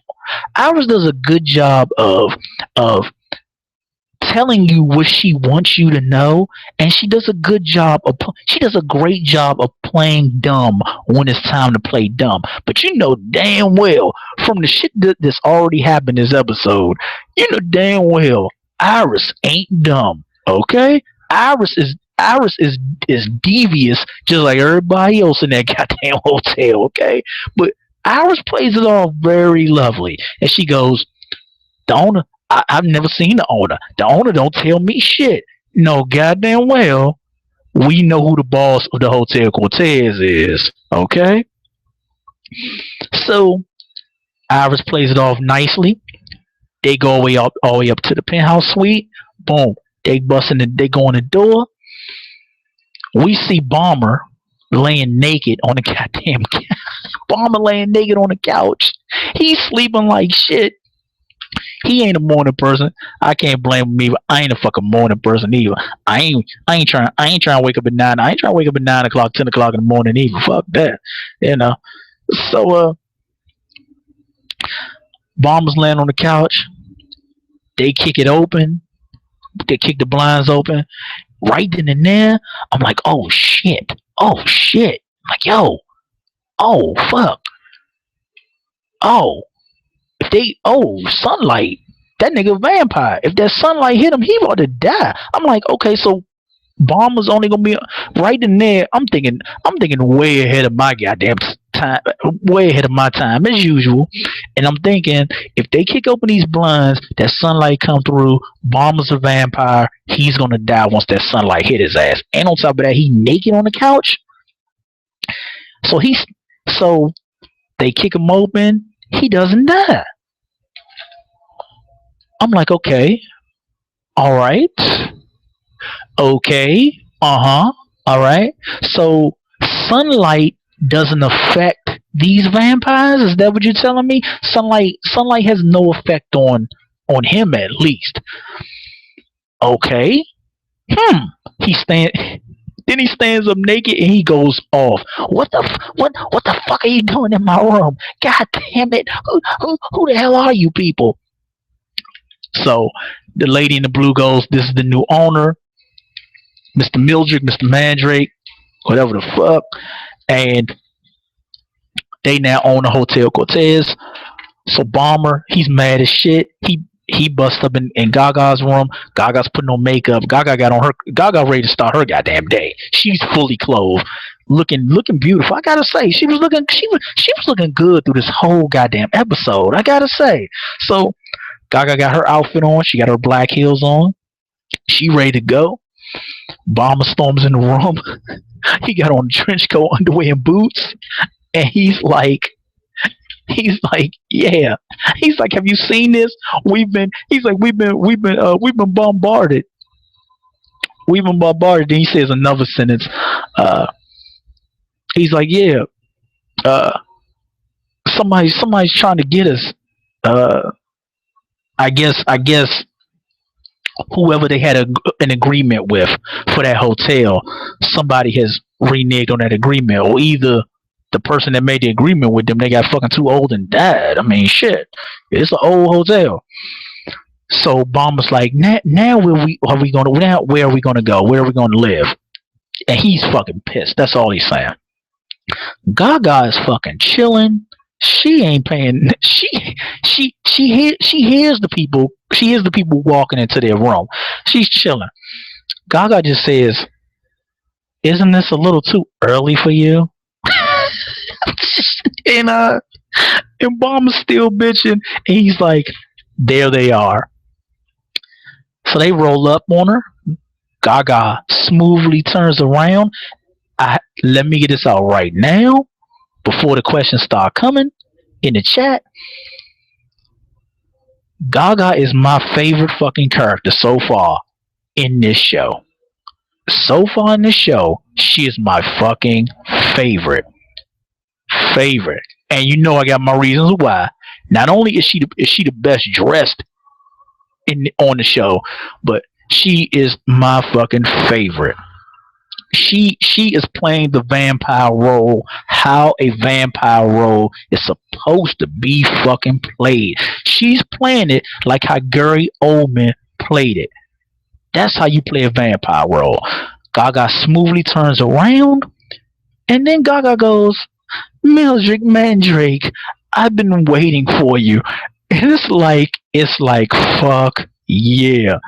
That's a fucking boss vampire. The whole time, Gaga she knew them motherfuckers was coming. She knew they was coming. She didn't trip one time because she knew that hotel got bought. It probably was her fucking plan. It probably was her plan all along because she can't be at the forefront of that hotel. See what I'm saying? Even though she the real boss of everything that's going on in that hotel, she can't put herself at the forefront. There has to be, there has to be a human buyer or a buyer period that's respected in society and in rich society. So it probably was Gaga's plan all along to get another rich dude that she can control to buy that hotel, and that's what she did because she knew him off the break, and he knew her. He knew who she was. So she rolls up on him with some liquor. She's like, "Yeah, take a drink." He's like, "Oh no, I'm cleansing." She hits him with the vampire power. She's like, "No, you're not cleansing." She's like, "You're drinking." and, and that shit was sweet as shit. And he drinks it. He drinks it. Like he can't. You can't resist the vampire power. So I'm like, you're done. Like you done. Yeah, you drinking, nigga. Go ahead, take a sip. So, fucking Bomber, man. He's still he's playing this character to a T. I give it to him. He's still bitching at them about where are we going to live. Oh, you gonna just kick us out on the street, huh? Not keeping in mind that Bomber's not the whole time Bomber's bitching. He's not keeping in mind that nigga, y'all got money. Y'all are immortal. Y'all are vampires. You can live anywhere. Why are you bitching about a fucking hotel? Like Bomber was he was pissing me off about that. Like Slim, y'all are vampires. Y'all got money. Y'all can live anywhere. What are you bitching about? You can go get a mansion. What are you bitching about? But okay, he wanted to bitch about the Hotel Cortez. All right, so Gaga tells him, go show them the sculptures. The little boy's looking at Gaga's album collection. The little boy's like, I want to stand and look at the albums. Gaga's like, of course you can. But let me show you something. They ride the elevator down. Gaga's talking to him. Gaga's like, yeah, when I was rolling through the streets of New York, I was biting into the pulse of it. She makes a little nice little joke. I was biting into the pulse of New York many years ago.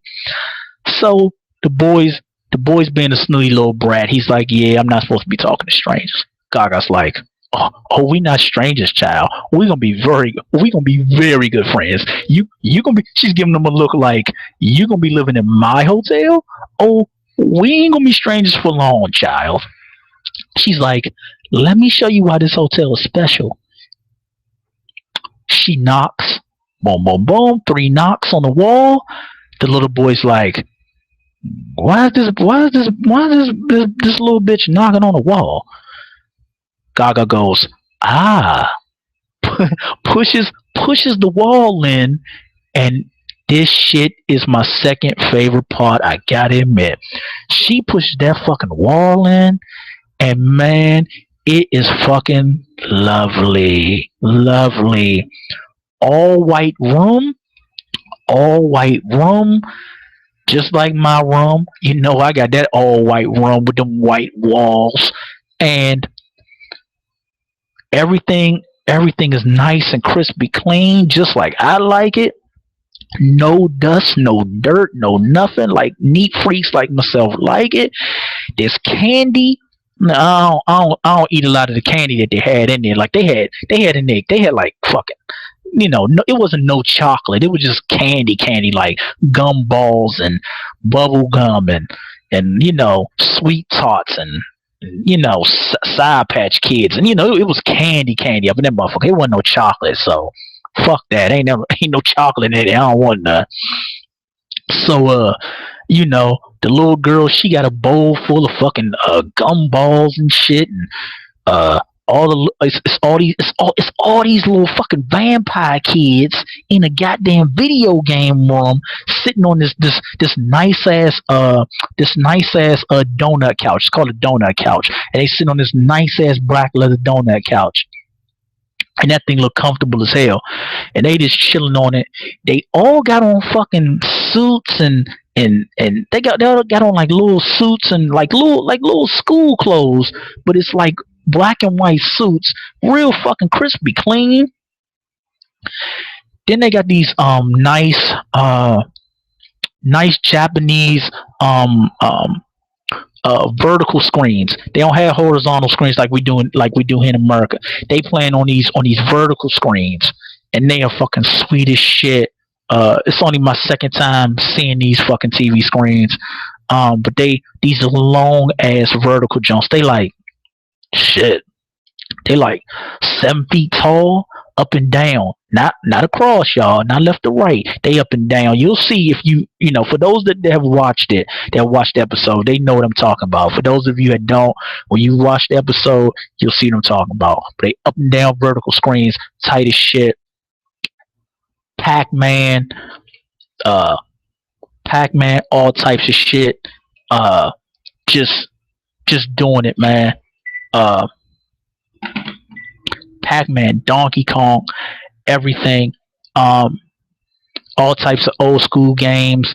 The kids are playing. So Gaga walks one of the kids over to one of the little boys. Gaga goes, now Holden, don't be rude, honey. And Holden goes, hi, wanna play?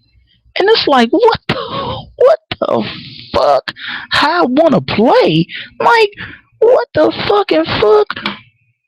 Like, where this little boy, where this shit, like, yo, where did this shit come from, yo? Like, why is the, like, hold on, man. Like, hold on. Let's slow down. Where the fuck, how the fuck did Holden end up with Gaga once again? Like, did her Obama snatch him up from that carnival or that fair? Did they snatch him up off the merry-go-round? Like, yo, like, I'm thinking, like, what the fuck is going on? Like, oh man, blew my mind, yo, blew my mind. So once Holden asked the little boy to play, the little boy starts smiling, and the little boy's like, yeah, it's a whole bunch of kids my age up here. his little ass don't know that, yeah, nigga, you in a room full of vampires, including Gaga. Okay? That's what that little boy ain't realizing. Nigga, you in a room with a whole bunch of vampires. Like, you need to know and understand. And I'm gonna tell y'all like this. Mildred, his son, it looks like, I'm gonna go ahead and already make a prediction. It looks like Gaga is gonna turn that little boy into a motherfucking vampire. Okay? Gaga about to claim him. That's why she told his ass, "Oh no, no, no, no. We about to be real good friends. Cause you about to be one of my vampire kids." Little do you know, nigga. Little do you know. Alright. Now we cut the bomber mad as shit coming off the elevator. And he's walking fast. He's mad because he think they gonna get kicked out on the street. Iris walks up the bomber, right? And she's like, son,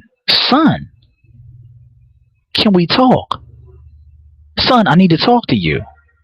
Like, son, what's gonna happen with the hotel? The hotel's gonna just get sold. We all gonna be out in the street. Right then and there, I know the same as y'all who watched the episode. Everybody went, oh shit. They mother and son. Iris, him and Iris are mother and son. That's her fucking son. Now it explains why Iris is the caretaker of that hotel. Now it explains why Iris is so goddamn invested in that hotel. Her son is a fucking vampire. Her son, huh, is the sole reason why she's there. Now we know. That was a great twist. That was a great twist. And see, that's what I'm talking about.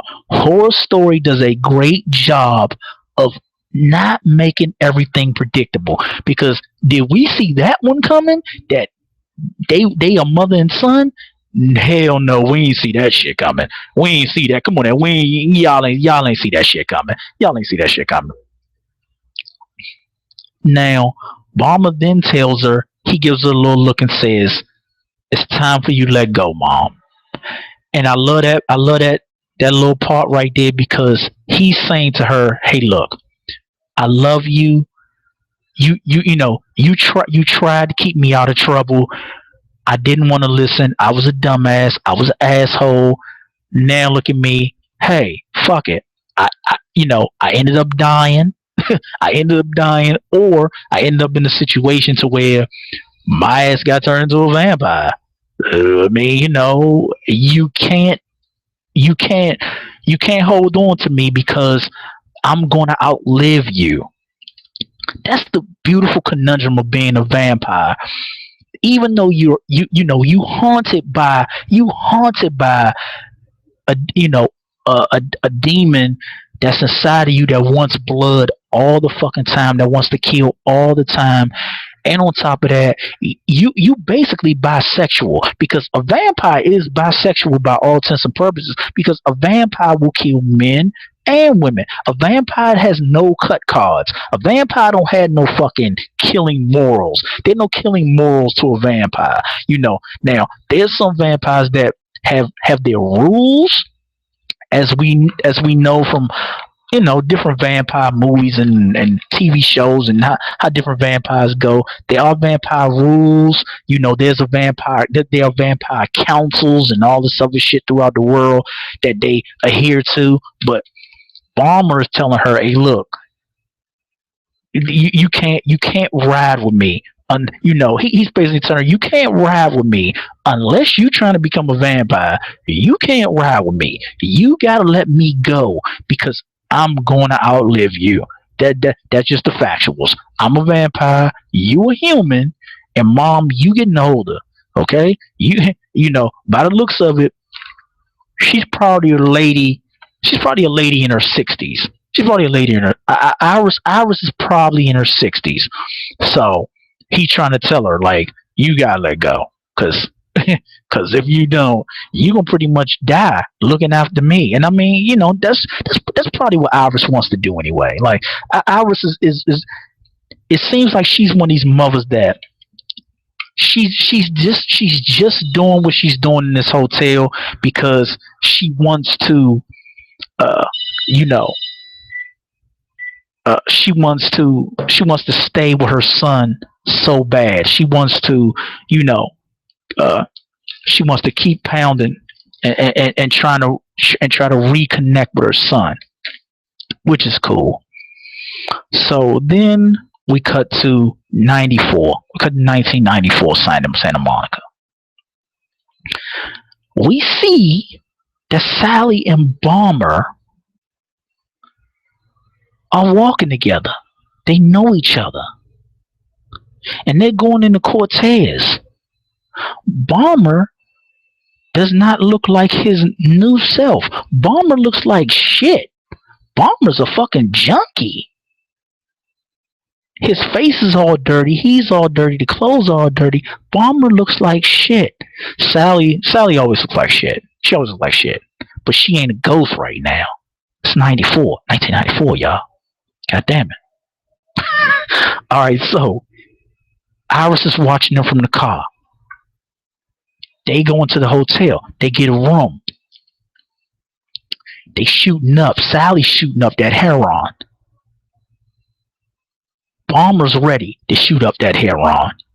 Sally's passing him the needle. Bomber's like, God damn, bitch, you just gonna give me that motherfucking shit? You gonna give me that fucking needle? Like, bitch, what if you got AIDS? I ain't trying to. He like, I'm trying to get high with you, but I ain't trying to get AIDS. That's the look he's giving her. But he does say, so you ain't gonna give me a clean needle? Shit, bitch. God damn. So she like, I ain't got nothing.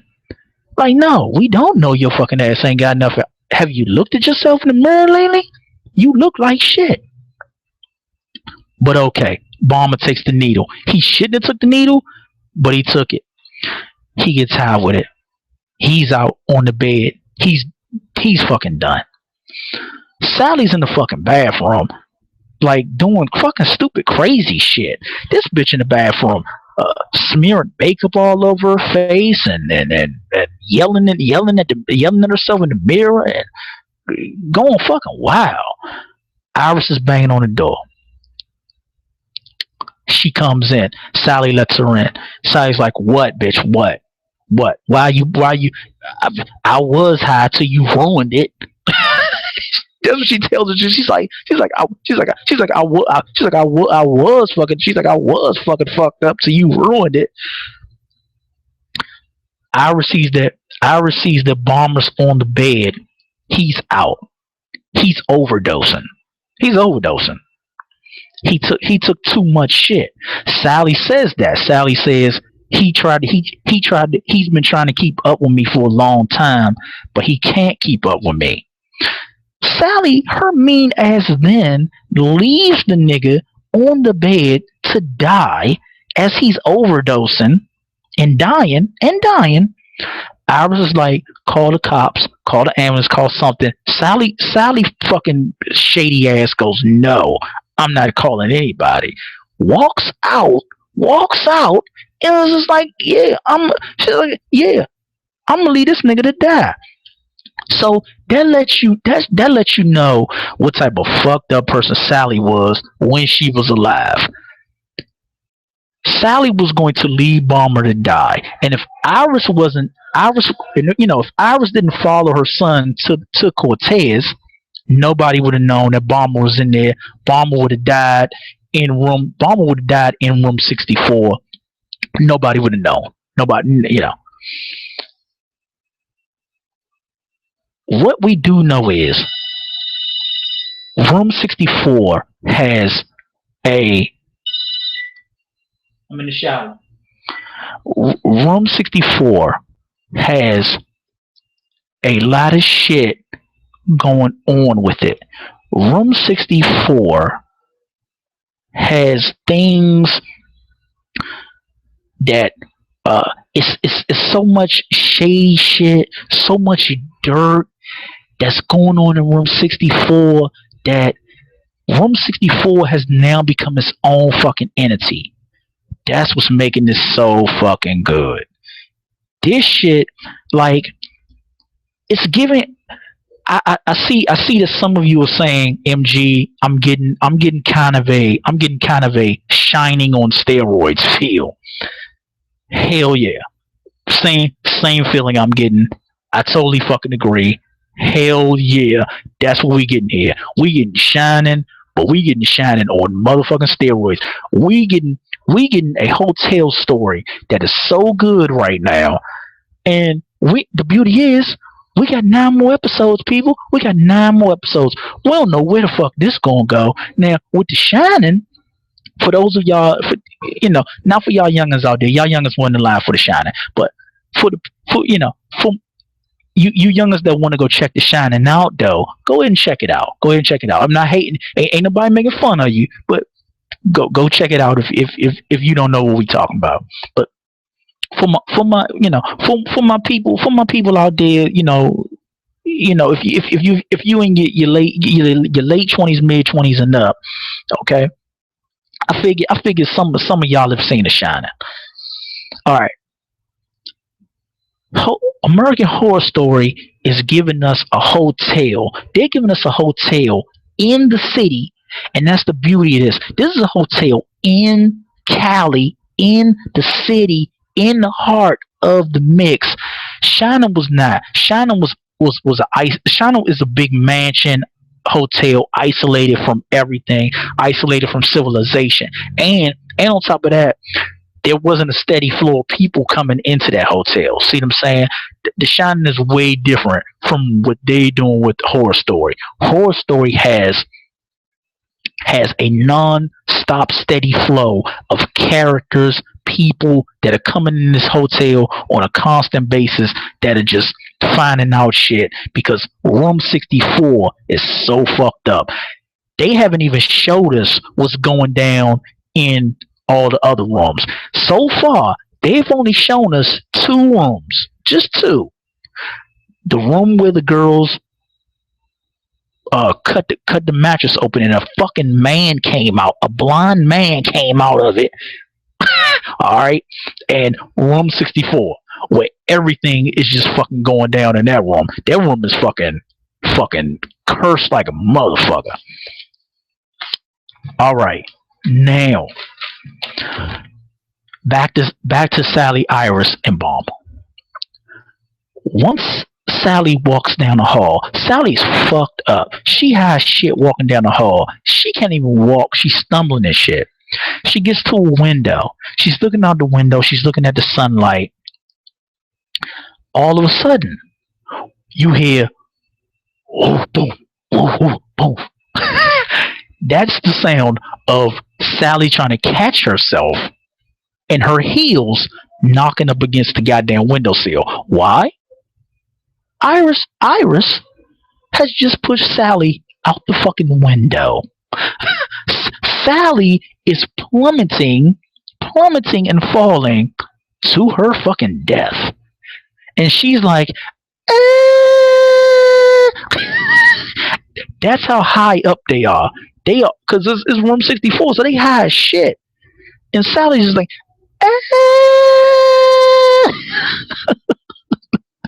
man, she hit hard too. She hit that street. She hit that alley. She hit that alley hard. She died as she deserved to die. You goddamn right. I was very proud of Iris on this part. Now, do we condone pushing people out the window in real life? No, we don't. But we just talking about what's going down in this show. Okay? So some people don't take this shit literally. We just talk about the show. I was so proud of Iris, And I know some of y'all other ladies was, and some of y'all mothers out there have already told me that they was proud that Iris pushed the bitch out the window. A lot of y'all mothers sent me the message that y'all was proud that Iris pushed her ass out the window. Cause a lot of y'all mothers said, and I agree, you leave my son for dead, then I'ma leave your ass for dead. Iris just and the look on Iris's face was so goddamn hard.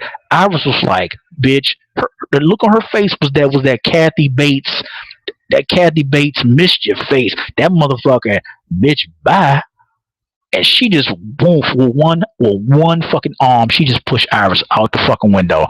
Iris went crack, and they even gave you the sound of Iris's neck breaking. It was like crack, and the blood just came out, and that was it, man.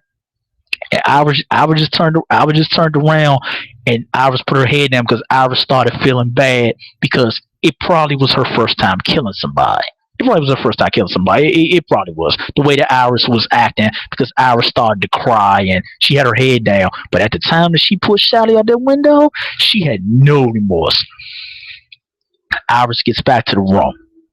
She hears a noise. She hears a window come up. Then she hears a noise. Iris looks. It's a lady laying on the bed with Bomber. It's fucking Gaga. Gaga's like, your son has got a jawline for days. He's got a strong jawline. Gaga. So we then and now find out that Gaga is definitely what I said and what I predicted. She is the boss of everything. Gaga's the boss. Now we find out Gaga is the one that turned Bomber into a vampire. Sweet. I figured that. The way that Gaga's character has been going down through the whole episode, we figured she's the fucking boss. And she is. She's the one that turned Bomber into a vampire. And I give it to her. She did an excellent job of making him a vampire because he looks better. He's cleaner. He's wearing better outfits. He ain't some goddamn junkie running around looking fucked up all the damn time. So I give it to Gaga. She cleaned him up. Shit, fuck it. She cleaned him up. Now, the music plays as we come to the end. Okay, and I thank for those of y'all that stayed with me. I thank y'all for listening, and it's been a good ride, man. Talking about this first episode of Horror Story, man, it's been a good ride because this was a goddamn good episode. Not like all this other bullshit out here, like that shitty ass Rosewood with Mo C. And when I interview him again, I'm gonna tell his ass, I'm gonna say, Mo, that fucking Rosewood show is some fucking doo-doo. That shit is straight fucking trash. Rosewood is trash, okay? Don't even watch that, y'all. Rosewood is trash. It's fucking trash. It's some other shit that's trash too, but Rosewood is doo-doo. Doo-doo. God damn, that shit was bad. So, music plays. We coming to the end. Y'all. We cut back from out the flashback from 94, and we cut back to John loading up his car, leaving home because his wife told him, I can't look at you anymore. I keep saying Holden every time we fuck, every time I try to give you some pussy or I kiss you, John. I keep saying our son Holden. It's fucking with our love life. It's fucking with our marriage. And like I said before, if I'm John, I'm like, goddamn, boo. Goddamn.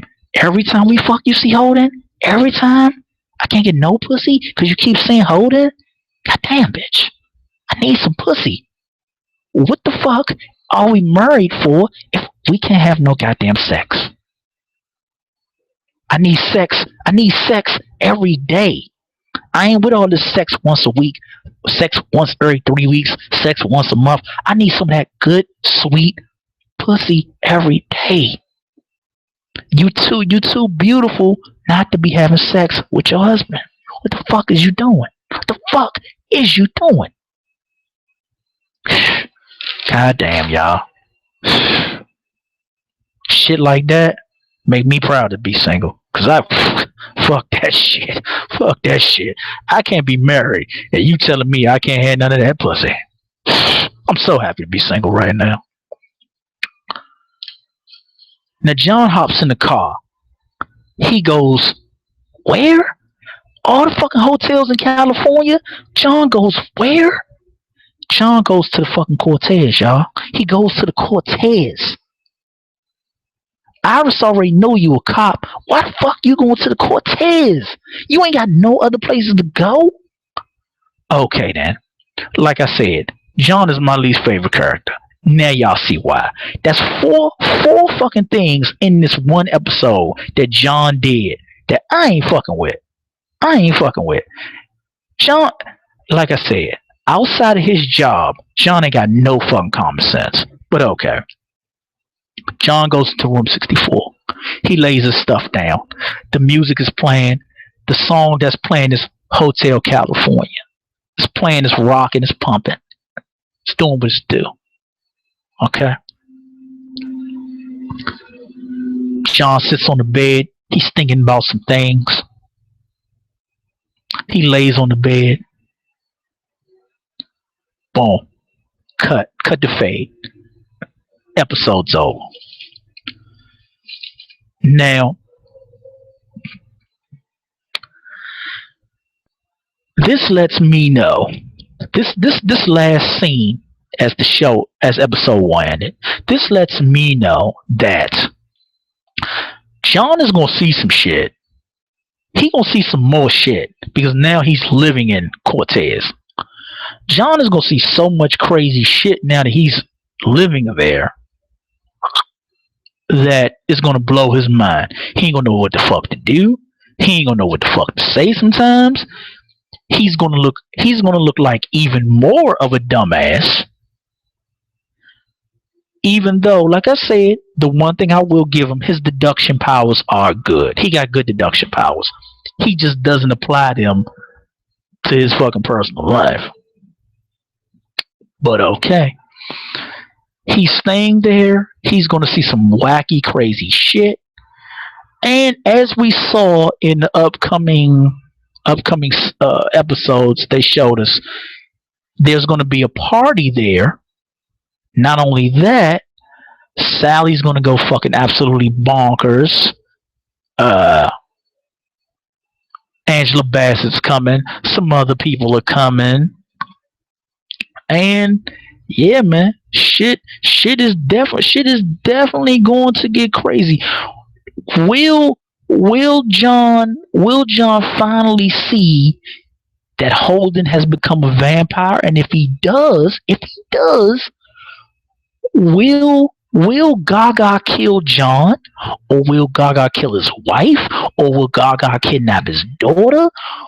Or will John kill Bomber or Gaga? Will he kill one of them for changing Holden into a fucking vampire? What's gonna go down? Will Iris die? Will Iris kill somebody else? Will that crazy ass ghost maid keep fucking popping up every time somebody in danger and going, oh, so much messes, you know?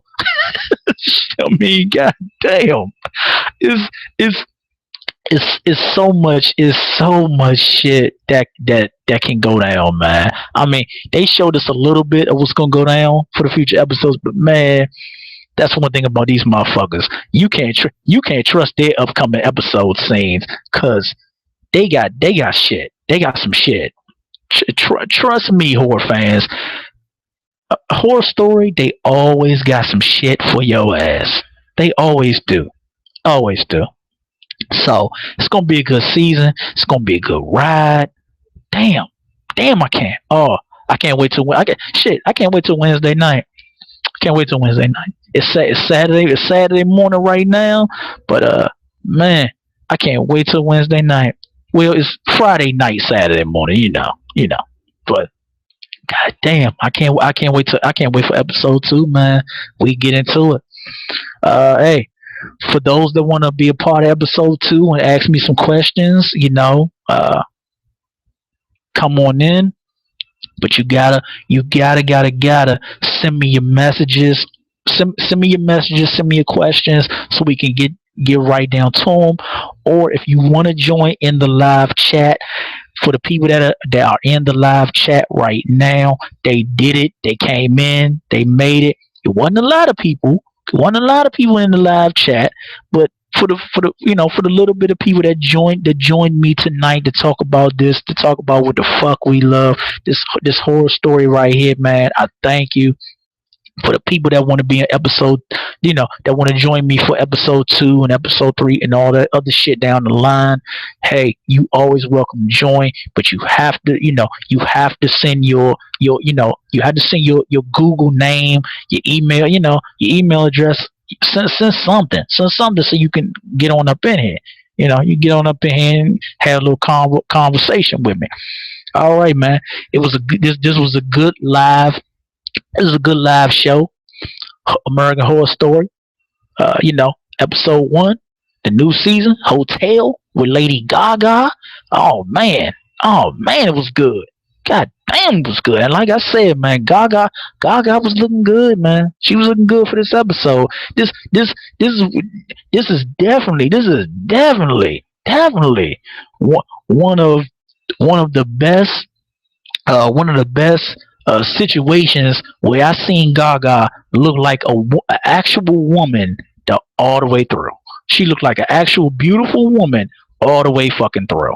Cause like I said, all that other shit she be wearing, nah, I ain't with that shit. Toss that bullshit in the trash. The bullshit in the trash. But for Horror Story, she looked like an actual beautiful woman. God damn, finally. And I can't wait to Angela Bassett get on this motherfucker so I can see what her beautiful ass gonna be doing and playing too. Oh yeah. All right, man. Hey man, you already know. I'm MG Clyde. This was what your ass should be watching with MG Clyde. TV discussion, American Horror Story. Hey man, episode 2. I will be back for that ass, back for that action, back for that good, real, relaxed conversation. And man, hey, I will catch y'all on the motherfucking flip.